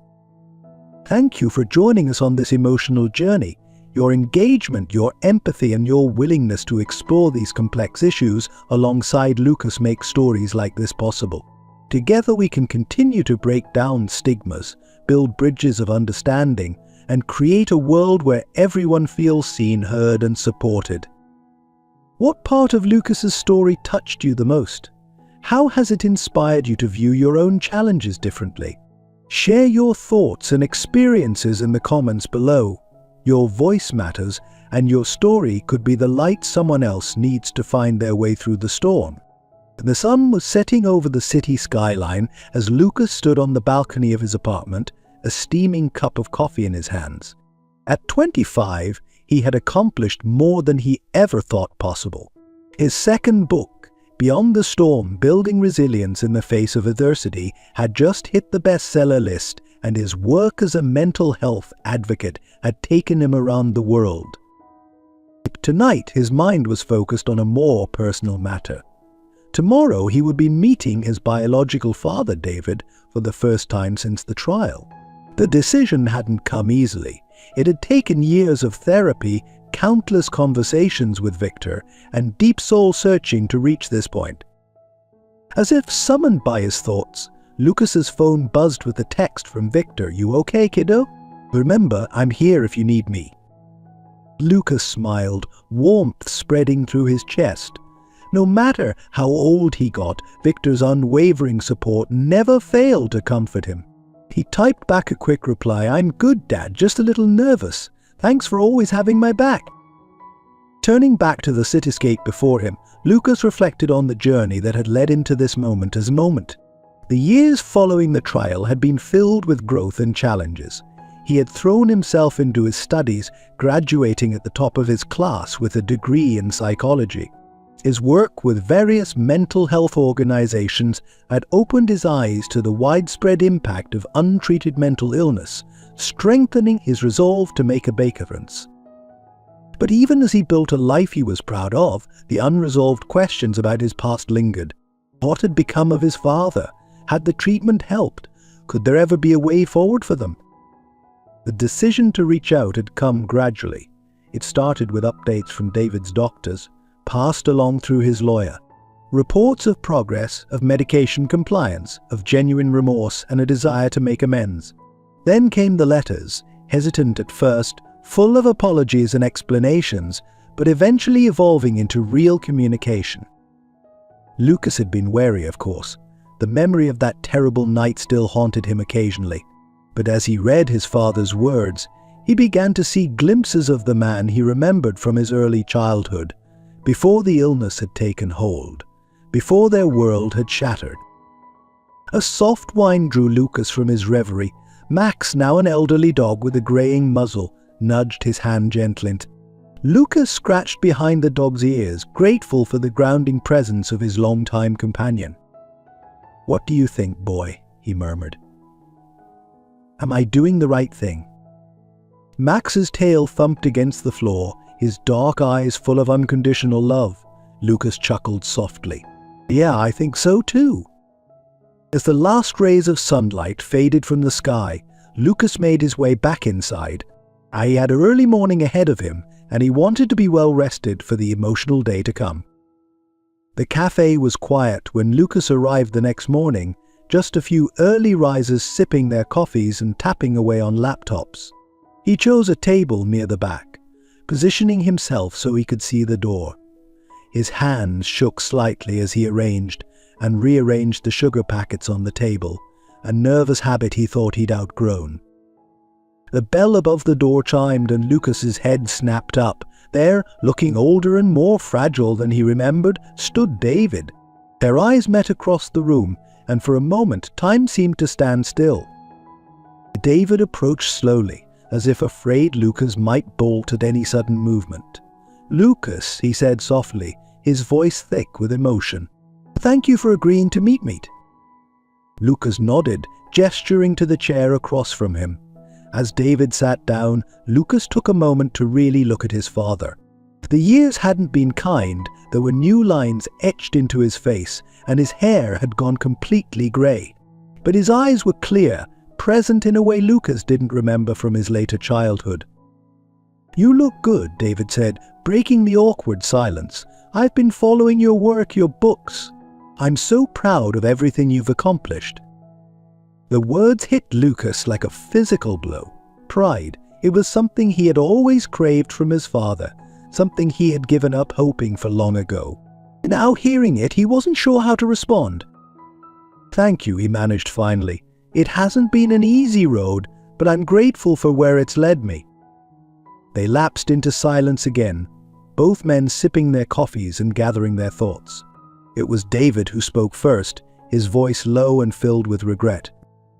"Lucas, I know that nothing I can say will ever make up for what I did to you. I robbed you of your childhood, of your trust, of so much. If I could go back and change it, I would in a heartbeat. But since I can't, all I can do is tell you how deeply, truly sorry I am, and to thank you for giving me this chance to say it in person." Lucas felt tears pricking at the corners of his eyes.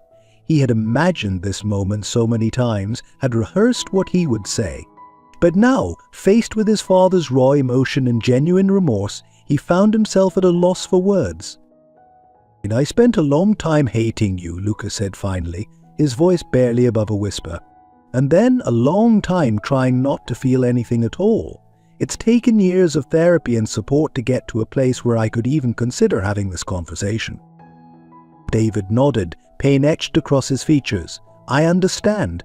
And I want you to know that I don't expect anything from you.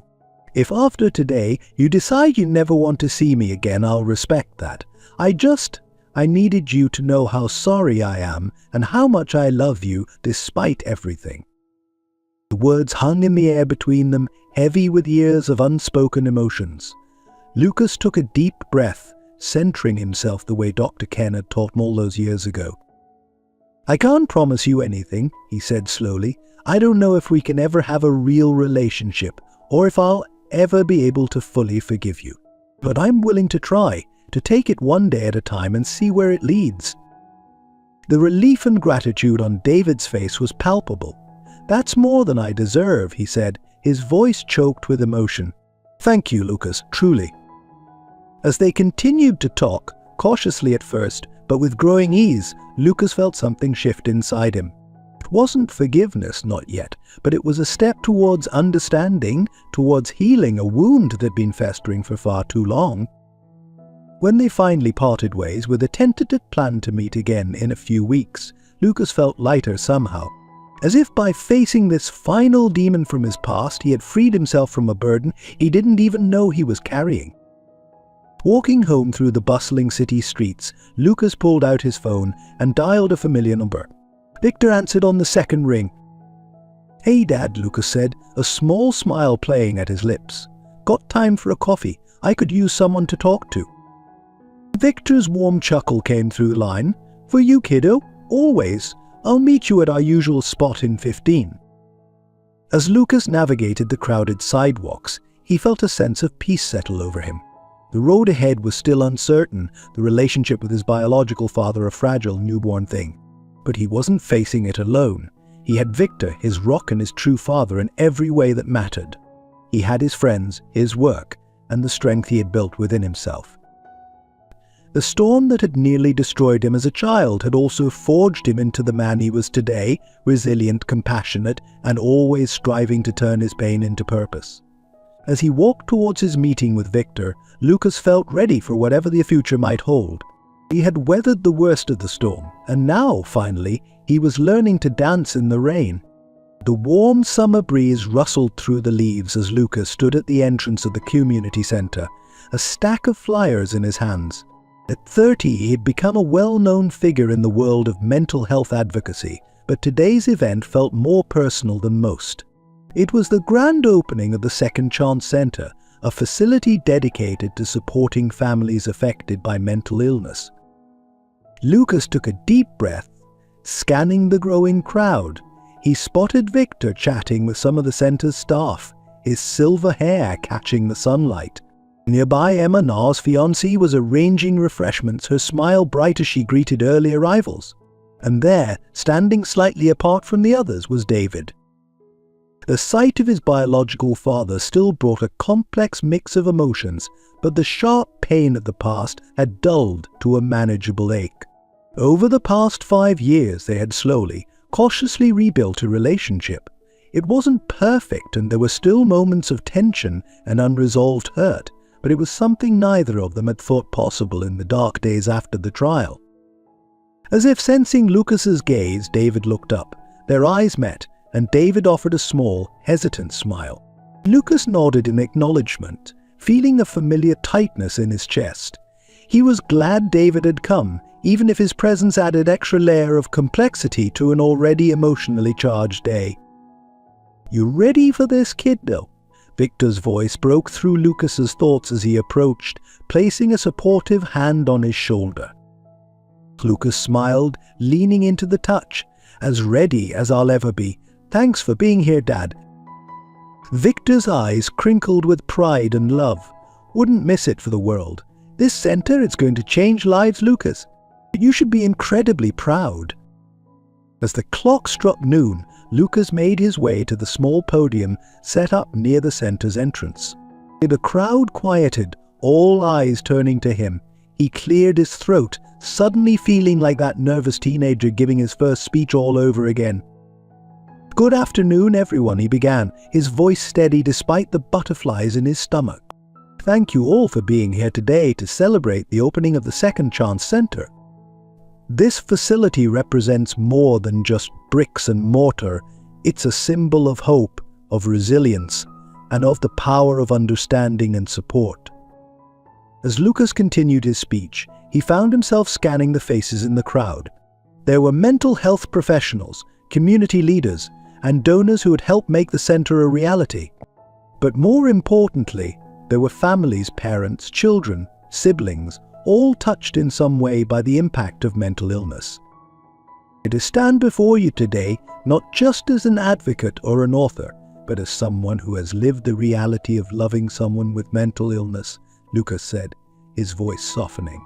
My journey began in trauma and fear, but it has led me to a place of understanding and purpose. He paused, his eyes meeting David's in the crowd. His father's face was a mask of emotion, pride, sorrow, and a deep, abiding love. So this center is dedicated to all those who are still in the midst of their storm, Lucas continued. To the children trying to understand a parent's illness, to the partners fighting to support their loved ones, to those struggling with their own mental health challenges. You are not alone. There is hope, there is help, and there is a future beyond the darkness. As Lucas concluded his speech and officially cut the ribbon to open the center, the crowd erupted in applause. People began to file inside, eager to tour the facility and learn about its programs. Lucas found himself swept up in a whirlwind of congratulations and well wishes. It was nearly an hour later when he finally found a moment of quiet, slipping away to a small garden area behind the center. There he sat on a bench, closing his eyes and taking a deep breath. The magnitude of what they had accomplished was starting to sink in. "So mind if I join you?" Lucas opened his eyes to see David standing nearby, his posture uncertain. After a moment's hesitation, Lucas nodded, gesturing to the space beside him. They sat in silence for a while, the sounds of the ongoing celebration drifting from the building. It was David who finally spoke, his voice thick with emotion. "I'm so proud of you, Lucas, what you've done here, it's incredible. I just wish..." He trailed off, unable to finish the thought. Lucas turned to look at his father, really look at him. The years of treatment and hard work were evident in David's clear eyes and steady demeanor, and he was a far cry from the man who had once driven them to that fateful night on the ocean. "I know, Dad," Lucas said softly, surprising himself with the use of the title. It was the first time he had called David Dad since that night. "I wish things had been different too, but we can't change the past. All we can do is try to create a better future." David nodded, tears glistening in his eyes. "I don't deserve your forgiveness or any of this, but I'm grateful every day that you've allowed me to be a part of your life again." Lucas felt a lump form in his throat. "It hasn't been easy," he admitted. "There are still days when I struggle with what happened. But I've learned that forgiveness isn't about forgetting or excusing. It's about choosing to let go of the anger and pain to make room for healing." They lapsed into silence again, but it was a comfortable one this time. As they sat there, Lucas realized how far they had both come. The scared boy and the troubled man from that night on the boat were gone, replaced by two individuals who had fought hard for their mental health and their relationship. The moment was interrupted by the arrival of Victor and Emma, both wearing proud smiles.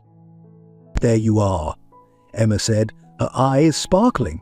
"Everyone's asking for you inside. They want to hear more about the programs we'll be offering." Lucas stood, smoothing down his shirt. "Duty calls, I guess," he said with a small laugh. As they all turned to head back inside, Lucas felt a surge of emotion. Here, in this moment, were the pillars of his life. Victor, the father who had saved him and given him a second chance at family, Emma, his partner and strongest supporter, and David, a living testament to the possibility of change and redemption. The rest of the day passed in a blur of tours, discussions, and heartfelt conversations with families who would benefit from the center's services. By the time the last guest left and the staff began cleaning up, Lucas was exhausted but exhilarated. As he helped Emma pack up the leftover refreshments, he caught sight of Victor and David talking quietly in a corner. There was no tension in their postures, no awkwardness in their interaction, just two men bound by their love for the same person finding common ground. "Penny for your thoughts?" Emma asked, following his gaze. Lucas smiled, pulling her close and pressing a kiss to her forehead. just thinking about how lucky I am, and how far we've all come." Soma leaned into him, her arms wrapping around his waist. "You've worked hard for this, Lucas. You've turned your pain into purpose, and you're helping so many people in the process." As they stood there, surveying the now quiet center, Lucas felt a profound sense of peace wash over him. The journey had been long and often painful, but it had led him here, to a place where he could make a real difference, surrounded by love and support. Later that night, as Lucas lay in bed reflecting on the day, his phone buzzed with a text. It was from David. "Thank you for today, for everything. I know I can never make up for the past, but I promise to keep working every day to be worthy of the second chance you've given me. You're an incredible man, Lucas, and I'm honored to be your father." Lucas read the message several times, feeling the last piece of a long unsolved puzzle fall into place. He typed back a simple reply, "Thank you, Dad. Here's to new beginnings." As he set his phone aside and turned out the light, Lucas thought about the name of the center, Second Chance. It wasn't just about giving people another opportunity. It was about the courage to take that chance, to believe in the possibility of change and growth. He had taken the chance with David, with his career, with his own healing journey. And now, with the center, he was offering that same opportunity to countless others. The boy who had once been thrown into the sea had not only survived, he had learned to navigate the storms of life with grace and purpose. And in doing so, he had become a beacon of hope for others still fighting to stay afloat. As sleep began to claim him, Lucas smiled. Tomorrow would bring new challenges, new opportunities to make a difference. And he was ready for all of it, buoyed by the love of his family, both chosen and reconciled, and the knowledge that even the darkest night eventually gives way to dawn. The Second Chance Center stood as a testament to that truth, a physical manifestation of hope in the face of adversity. And Lucas, once a victim of circumstance, now stood as living proof that with support, understanding, and resilience, it was possible not just to survive the storm, but to emerge from it stronger, wiser, and more compassionate than ever before. The crisp autumn air carried the scent of fallen leaves as Lucas stood at the podium, his heart racing with a mixture of excitement and nerves. 5 years had passed since the opening of the Second Chance Center, and today marked another milestone in his journey. He was about to launch a nationwide mental health initiative, partnering with schools and community organizations to bring awareness and support to young people affected by family mental illness.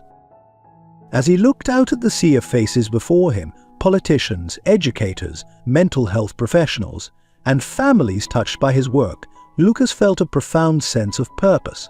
At 35, he had come so far from the frightened boy who had once been thrown into the ocean. Yet in many ways, that night had set him on the path that led to this very moment. "Good morning, everyone," he began, his voice steady and clear. "Thank you all for being here today as we embark on this crucial initiative. Every child deserves to grow up in a safe, nurturing environment.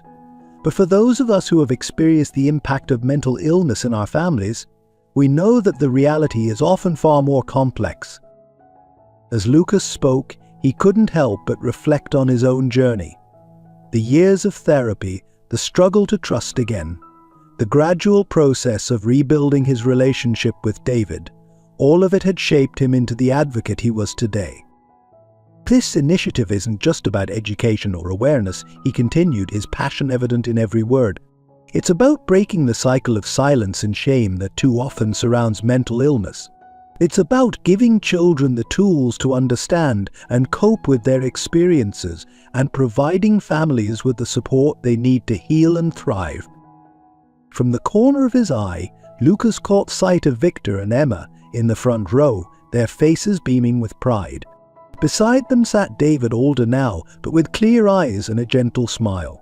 The sight of his two fathers sitting together, united in their support, never failed to fill Lucas with a sense of wonder and gratitude. As he concluded his speech and the crowd erupted into applause, Lucas felt a familiar warmth spread through his chest. This was why he did what he did, to create ripples of change that could transform lives. just as his own life had been transformed by the kindness and understanding of others. The rest of the day passed in a whirlwind of interviews, meetings, and heartfelt conversations with families eager to share their stories. By the time evening fell, Lucas was exhausted but exhilarated. As he packed up his materials, he felt a gentle hand on his shoulder. "I'm so proud of you, son," David said, his eyes glistening with unshed tears. "What you're doing, it's going to help so many people, so many families."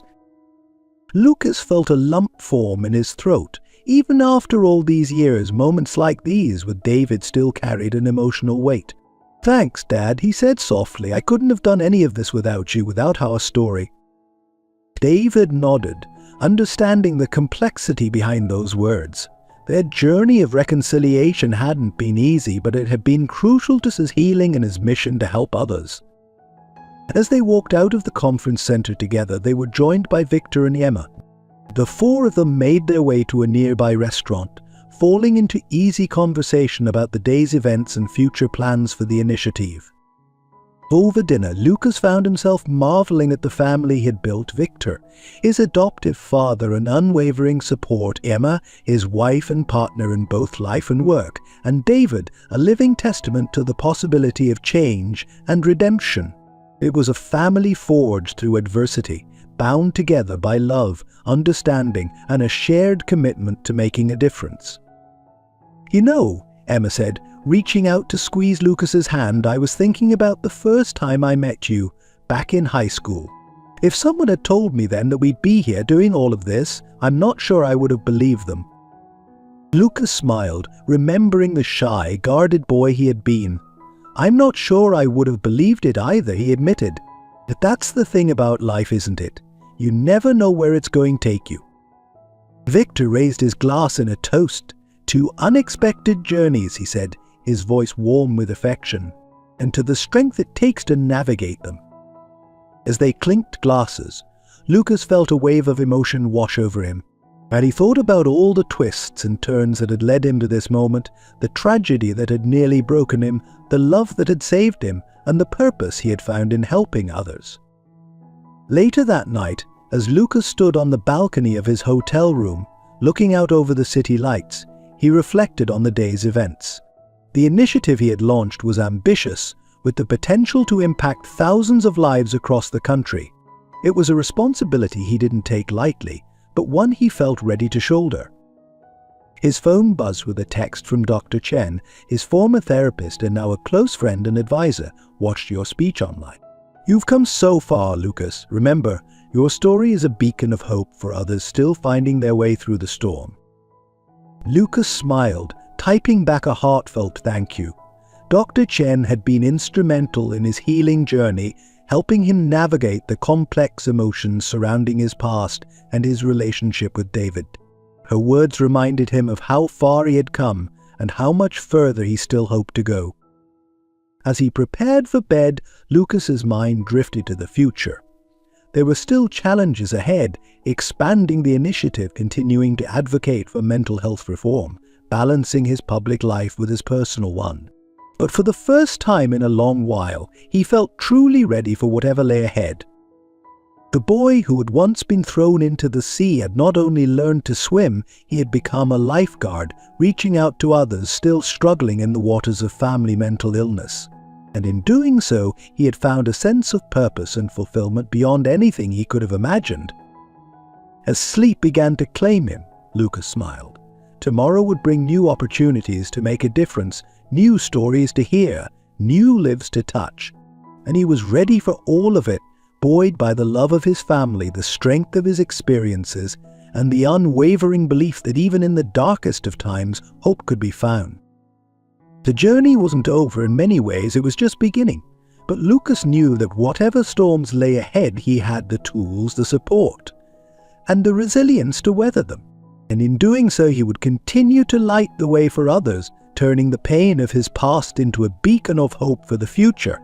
The gentle lapping of waves against the shore provided a soothing backdrop as Lucas stood on the beach, his toes sinking into the warm sand. At 40, he found himself back at the very coastline where his life had changed so dramatically all those years ago.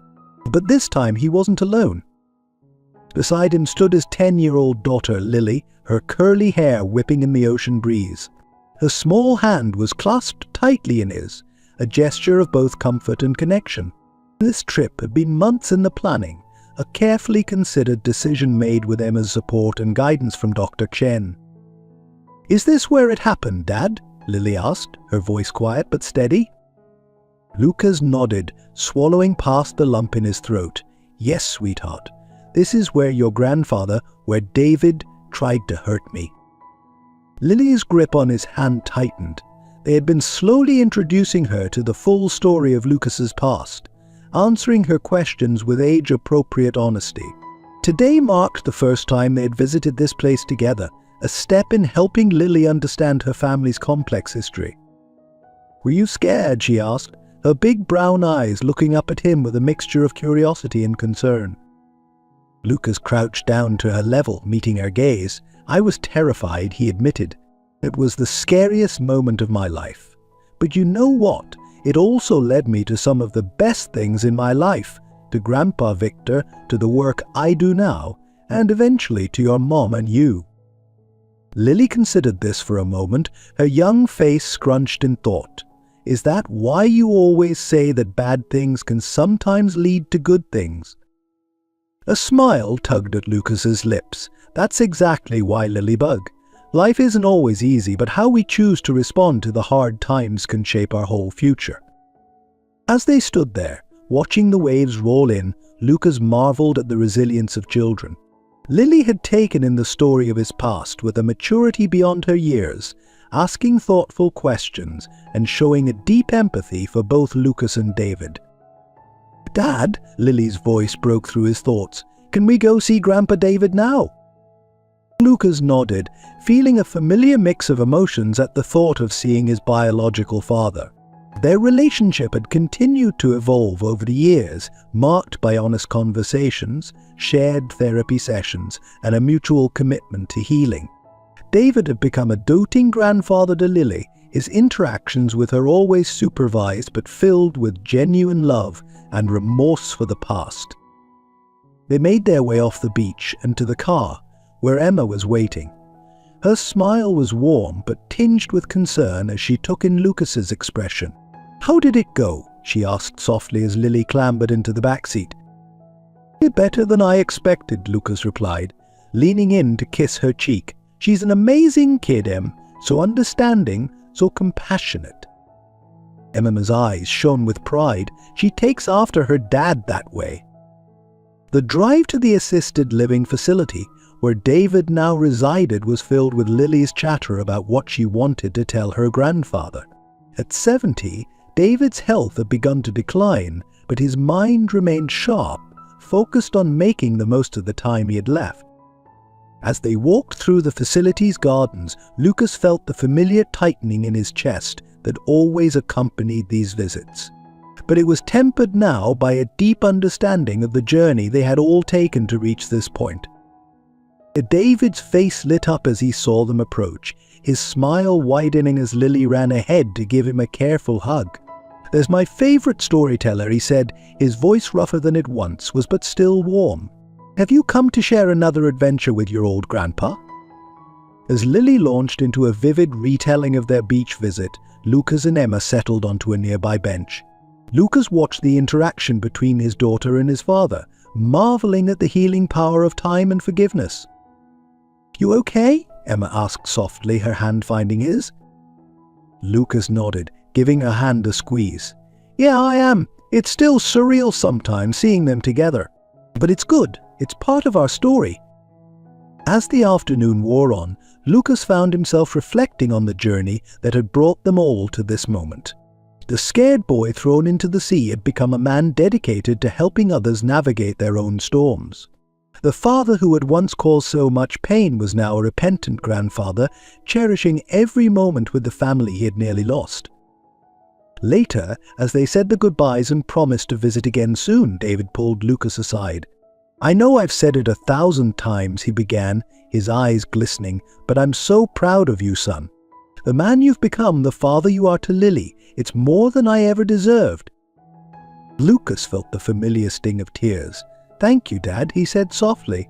"We've come a long way, haven't we?" David nodded, a lifetime of regret and gratitude evident in his expression. "We have, and it's all thanks to your strength, your capacity for forgiveness. You've taught me so much, Lucas." As they drove home, Lily fast asleep in the back seat, Lucas and Emma talked quietly about the day's events. The visit to the beach, the time with David, it was all part of the ongoing process of healing, of weaving their past into the fabric of their present and future. "But you know," Emma said thoughtfully, "I was thinking about your next book. Have you considered writing something for children? Something that could help kids understand family mental health issues?" Lucas blinked, surprised by the idea but immediately intrigued. "That's actually a really great idea, Em. A way to reach families earlier, to start those important conversations." As they continued to discuss the possibility, Lucas felt a renewed sense of purpose wash over him. Every step of his journey, from that terrible night in the ocean to this moment, had led him here, to a life filled with love, purpose, and the opportunity to make a real difference in the world. That night, as Lucas tucked Lily into bed, Dad, she asked for a story. "Tell me again about the boy who learned to swim through storms, Dad," she said sleepily. Lucas smiled, settling in beside her. As he began the familiar tale, a gentler metaphorical version of his own story, he felt a profound sense of gratitude for the second chances he had been given, for the family he had built, and for the opportunity to turn his pain into purpose. The journey wasn't over. There would always be new challenges to face, new stories to tell, new ways to reach out and help others. But Lucas knew that whatever lay ahead, he had the strength, the support, and the resilience to face it. As Lily drifted off to sleep, Lucas quietly left her room, pausing in the doorway to look back at his daughter. In her he saw the future, a future bright with possibility, compassion, and the unbreakable bonds of family love. With a contented sigh, Lucas made his way to his study. He had a new book to start planning, a new way to share his message of hope and healing with the world. The boy who had once been thrown into the sea had become a man who could navigate any storm. And now he was ready to help the next generation learn to swim. A warm glow of the computer screen illuminated Lucas's face as he put the final touches on his latest manuscript. At 45, he had just completed what he considered to be his most important work yet, a children's book series aimed at helping young people understand and cope with family mental health issues. As he saved the document and leaned back in his chair, Lucas felt a profound sense of accomplishment. This project had been brewing for years, ever since Emma had first suggested the idea. It had taken time to find the right approach, to strike the delicate balance between honesty and hope that children needed. A soft knock at the door pulled him from his reverie. "Dad," Lily's voice called out. "Can I come in?" "Of course, sweetheart," Lucas replied, swiveling his chair to face the door. Lily entered, now a poised 15-year-old with her mother's kind eyes and her father's determined spirit. She held a familiar-looking book in her hands, the first in Lucas's new series, hot off the press. "I just finished reading it," Lily said, her voice thick with emotion. "Dad, it's amazing. I wish I had something like this when I was younger, when I was first learning about our family's history." Lucas felt his heart swell with pride and love. "Thank you, Lily. That means more to me than you know. Come here." As Lily settled into his lap, a habit she hadn't quite outgrown despite her teenage years, Lucas marveled at how far they had all come. His daughter, once a curious child grappling with her family's complex past, had blossomed into a compassionate young woman with a keen interest in psychology and a passion for helping others. "You know," Lily said, tracing the book's colourful cover with her finger, "I've been thinking a lot about Grandpa David lately. About his journey and yours. I think I want to do something like what you do, Dad. Help families dealing with mental health issues." Lucas felt a lump form in his throat. "I think that's wonderful, Lily. You have such a big heart and you've seen firsthand the impact this work can have. Whatever path you choose, your mom and I will support you all the way." As they sat there, discussing Lily's dreams for the future, Lucas's mind drifted to David. His biological father had passed away peacefully 2 years ago, but not before seeing the man Lucas had become and forming a loving relationship with his granddaughter. Their reconciliation had been a powerful testament to the possibility of healing and growth, even in the face of seemingly insurmountable odds. The next morning, Lucas found himself standing in front of a packed auditorium at a national mental health conference. As he prepared to unveil his new book series, he couldn't help but reflect on the journey that had brought him to this moment. "Good morning, everyone," he began, his voice steady and warm. "Today, I'm not just here as an author or a mental health advocate. I'm here as a son, a father, and a survivor. The books we're launching today are born from my own experiences, from the struggles and triumphs of my family, and from the countless stories I've had the privilege of hearing from families like yours over the years." As Lucas spoke, he could see the impact of his words rippling through the audience. There were nods of understanding, tears of recognition, and faces alight with hope. "These books are not just stories," he continued. "They're tools for healing, for opening up difficult conversations, and for showing children that they are not alone in their experiences. They are a promise that no matter how dark things might seem, there is always hope for a brighter tomorrow." And after the presentation, as Lucas signed books and spoke with attendees, he was struck by the number of people who shared their own stories with him. Parents seeking advice on how to talk to their children about a family member's mental illness. Adults who had grown up in households affected by mental health issues, seeing their childhood experiences reflected in Lucas's words. One woman, her eyes brimming with tears, clasped Lucas's hand tightly. "Your book about the boy thrown into the sea, it saved my life when I was a teenager," she said. "And now your children's books will help me explain to my own kids why their dad sometimes has bad days. Thank you for giving us the words we need." As the day wound down, Lucas found a quiet moment to call home. Emma's voice, warm and loving as always, was a balm to his soul. "How did it go?" she asked. "Better than I could have imagined," Lucas replied, a smile in his voice. The response has been incredible. I think we're really going to make a difference with these books." "Of course you are," Emma said, her pride evident even through the phone. "You've been making a difference every day since I've known you, Lucas. These books are just the latest chapter in your story." That evening, as Lucas boarded his flight home, he found himself thinking about the long arc of his life. From a terrified boy fighting for survival in the cold ocean to a man dedicating his life to helping others navigate their own storms. It hadn't been an easy journey, but every step had led him here, to a place where he could use his experiences to light the way for others. As the plane took off, Lucas opened his laptop, already jotting down ideas for his next project. There was still so much work to be done, so many families in need of support and understanding. But for the first time in a long while, Lucas felt a sense of true contentment. He had faced his deepest fears, reconciled with his past, and built a life filled with love and purpose. The boy who had once been thrown into the sea had not only learned to swim, he had become a lighthouse, guiding others through their own turbulent waters. As the city lights faded below him, Lucas closed his eyes, feeling grateful for every twist and turn that had brought him to this moment. The journey wasn't over. In many ways, it felt like it was just beginning. But whatever challenges lay ahead, Lucas knew he had the strength, the support, and the unwavering commitment to make a difference, one story at a time. The sea that had once threatened to claim him had become a source of inspiration, a wellspring of stories that could heal and transform.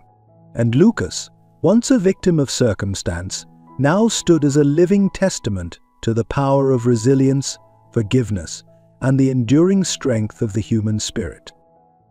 As the plane soared through the night sky, carrying him back to the loving arms of his family, Lucas smiled. The story of the boy thrown into the sea had evolved into something far greater than he could have ever imagined. It had become a beacon of hope, a bridge of understanding, and a promise that even in the darkest of times, there was always a way forward, always a new chapter waiting to be written. Dear listeners, as we reach the end of Lucas's incredible journey, let's take a moment to reflect on the profound message his story carries. Life can throw us into stormy seas without warning, leaving us feeling lost, betrayed, and alone. But even in our darkest moments, when the waves of pain and fear threaten to overwhelm us, remember this: you have an innate strength within you, a resilience that can weather any storm. Lucas's journey from a traumatized child to a beacon of hope shows us that our past does not define our future. Every challenge, every heartbreak, every moment of despair can become a stepping stone to something greater. Your pain can become your purpose. Your struggles can become your strength.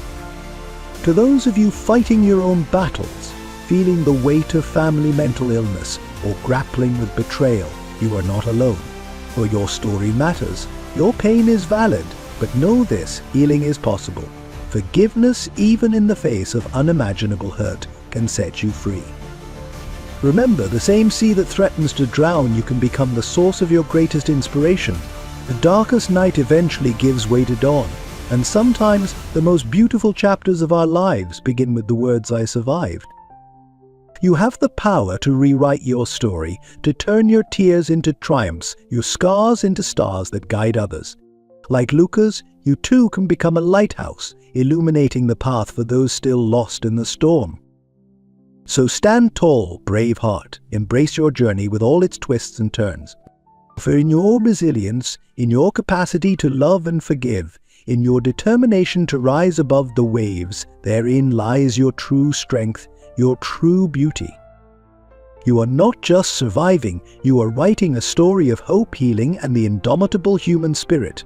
And that story has the power to change lives, including your own. Remember, you are stronger than the storm. You are the author of your destiny, and your story is far from over. We're truly grateful for your time and attention in experiencing Lucas's powerful journey with us. For your engagement and emotional connection to these stories are what inspire us to keep creating meaningful content. If Lucas's story touched your heart, we'd love to hear from you. Your thoughts and feelings are invaluable to us and help shape the stories we tell. Please take a moment to share your impressions in the comment section below. If you found Lucas's journey inspiring and would like to see more stories like this, simply comment with a 1. Your support encourages us to continue exploring these profound human experiences. Curious about what happens next in Lucas's life? Eager to see how his impact grows? If you're interested in a potential part 2 to this story, let us know by commenting too. Your enthusiasm could be the spark that ignites the next chapter. We understand that everyone's perspective is unique. If there are aspects of the story you didn't agree with or would like to discuss further, we welcome your thoughtful comments. Your insights help us grow and improve our storytelling. Lastly, if you haven't already, please consider subscribing to our channel. Your subscription is more than just a number to us. It's a show of support for our team and the work we pour our hearts into. It helps us continue bringing you these touching, life-affirming stories that remind us of the resilience of the human spirit. Thank you for being part of our community. Together we can explore the depths of human experience and emerge with hope, understanding, and compassion. We're excited to continue this journey with you.